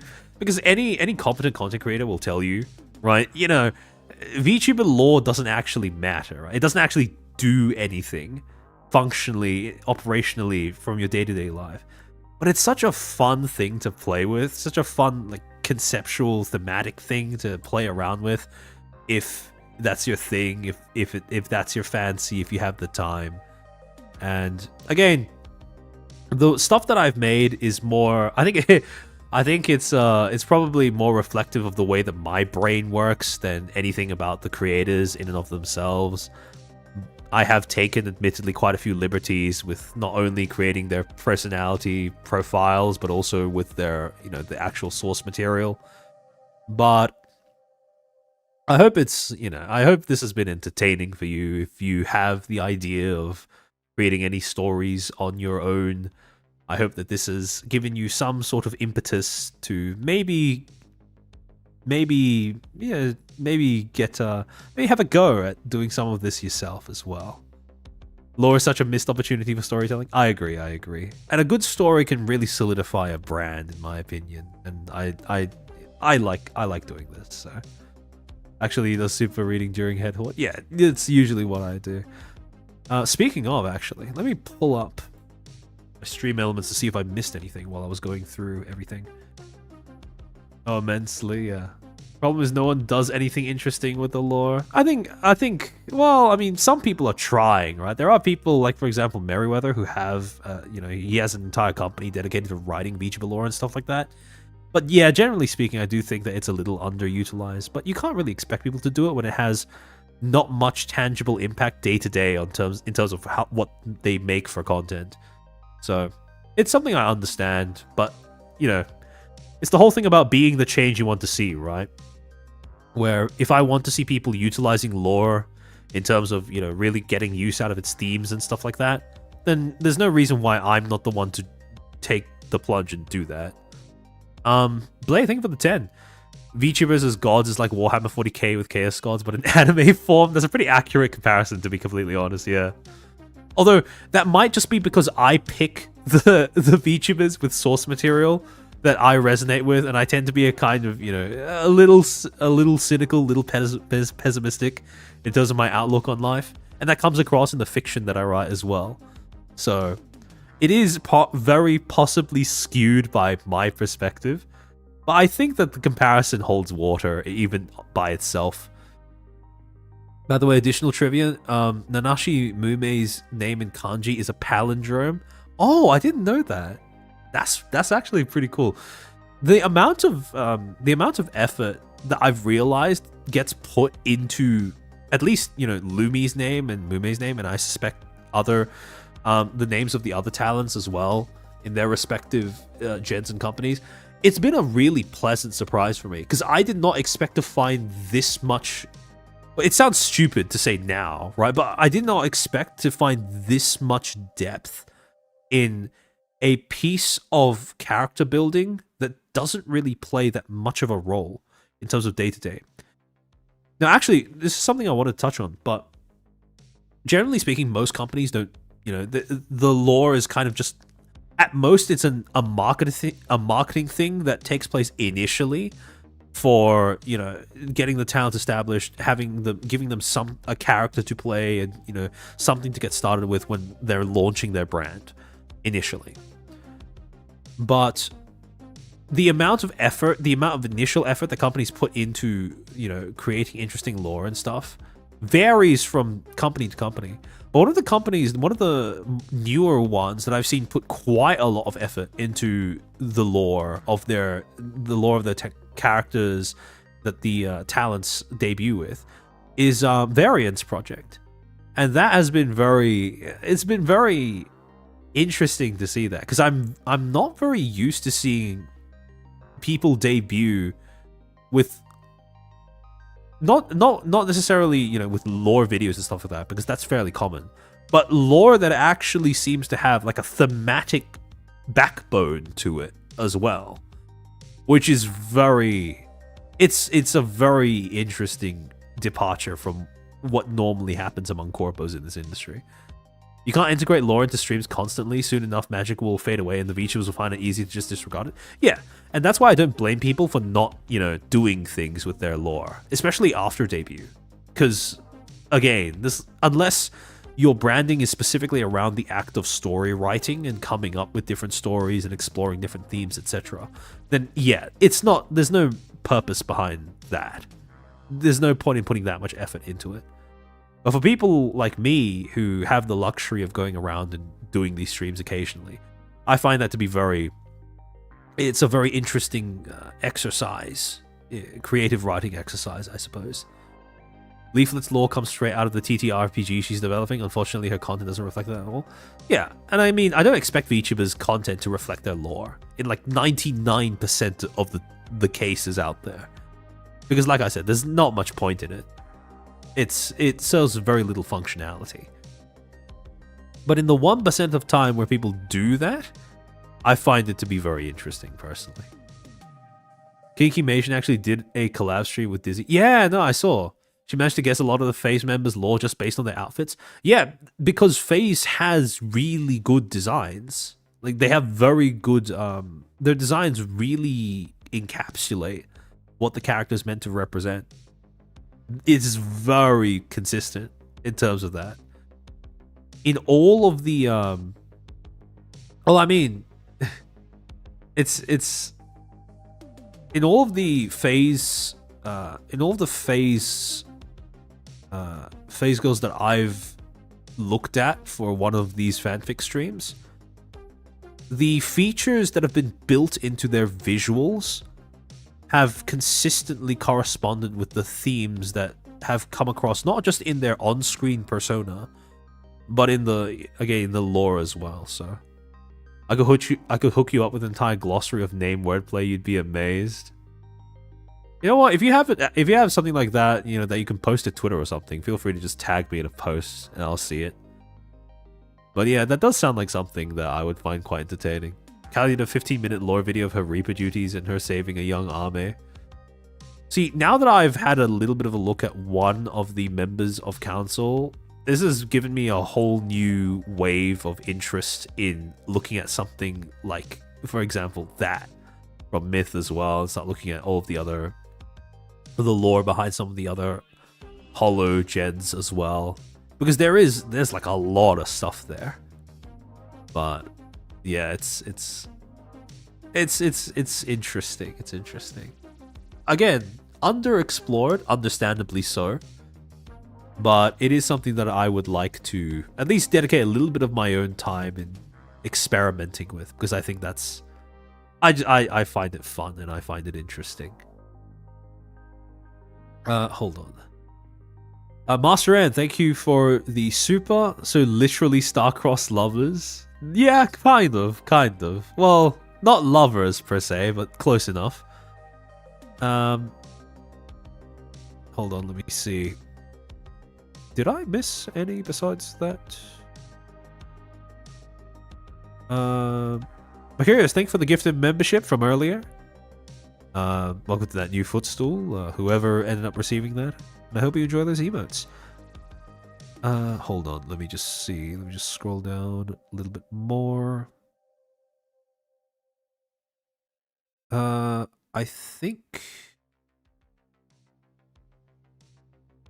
Yep, I think I've gotten through all of the supers and gifts from this stream. I think I got all of them, Master N. Bibu has a lot of... Yeah, no, Bibu is... Her lore is actually really... The whole idea of being this sort of... Almost like a... I'm trying to find a more original way of describing it than just emotion bomb. But that's basically what she is, right? She's just like a walking psychological nuke, essentially. And that's such an interesting concept. The idea of being this gem that is this container of human passion and, emotion having that sort of that sort of innocent personality, but having that effect on people around you is, there's a lot of potential. Funnily enough, there's a lot of potential for angst in that concept, just on the surface. And I also remember that a while back, I think sometime earlier this year, there's a clip of Crony that was floating around on Twitter of her saying that she, she's a clip of her encouraging the cronies to write fan fiction with angst in it, because I think I remember her saying something along the lines of she likes stories that have a bit of angst in them. So yeah, no, there's a lot to work with when it comes to the different Hololive talents, especially on the EN side. Although, to be fair, I do find the lore for that more accessible because it's in English. I'm convinced Bibu's gem is made of memes. Yeah, funny thing is, that works regardless of whether you read it as like the joke definition of what a meme is, and also the literal definition of what a meme is. The technical definition, sorry, I should say. Bibu's capable of dealing mental damage. Yeah, pretty much. I don't remember you reading Jack Jones. No, I did. Does that mean... I am thinking of doing there were a few other talents who I was thinking of doing fanfics for, but it's more something I'm considering doing in the future. Two of them are, like I just mentioned, Crony and Bibu. But the others are, like I also mentioned before, Ember and Dizzy. And the Lumi jelly story that I alluded to earlier. But yeah, no, those were the ones that I was thinking of doing. But now, the other part of Bibu's lore that makes it so interesting is the whole thing of the whole aspect of her inciting people around her to act crazy or to really lose hold over themselves emotionally.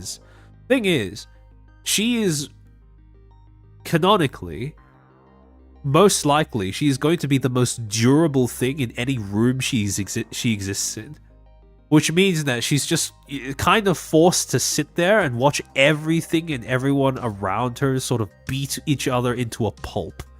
Which is, again, like I said, there's a lot of potential for angst in Bibu's lore, which is quite interesting in that regard.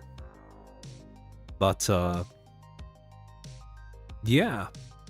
In any case, I might just start wrapping up the stream. I'm gonna look for somebody to raid. Hold on, give me a second.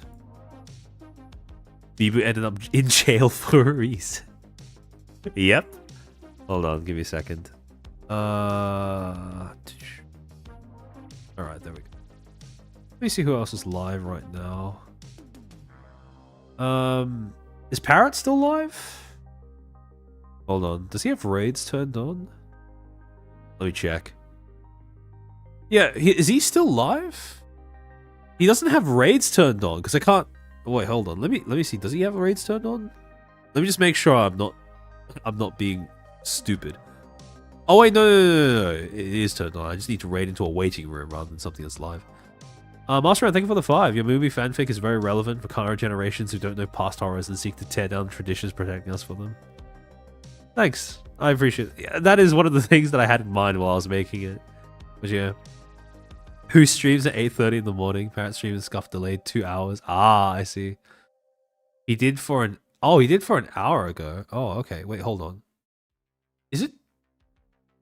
It's supposed to be it's like an hour from now, right? Yell at him in his chat? Nah, I don't think I need to. I realized I could raid into the waiting room, which is something I have done before, albeit unintentionally. So this time, at the very least, I mean to do it. Okay. Alright, so I have saved the waiting room. I'll be sending all of you guys over to Parrot's Parrot's new model debut. I'm looking forward to seeing what it is myself. But I hope you guys have fun in his debut. Behave in his chat. Well, I mean, I don't think I need to warn you guys about that with Parrot, but yeah, say hi to him. Wish him a nice debut. Make sure to compliment him on pissing off the FBI. His stream got taken down? What, actually? It got taken down? Like, not as a bit? Well, okay. Alright. Hopefully this one doesn't get sniped as well. But in any case, yeah. Thank you once again for tuning into this stream. Hope you found the stories entertaining. And to be honest, I'm kind of looking forward to the next fanfiction writing stream now that you guys have given me that idea. But yeah, next week we're going to be talking about the Brave Group CEO's autobiography, which I read. It's well, it's interesting. I'm not going to say that there's new information because there isn't, right? All of the stuff that's in there is stuff that we have probably at some point suspected or discussed before. But it is interesting in the sense that it confirms a lot of the latent suspicions that quite a number of people have had about Brave Group and their policies, etc., etc. So, yeah, I hope you guys look forward to that, and I'll see you guys then. Thank you for tuning in. O2 Chair. O2 Chair.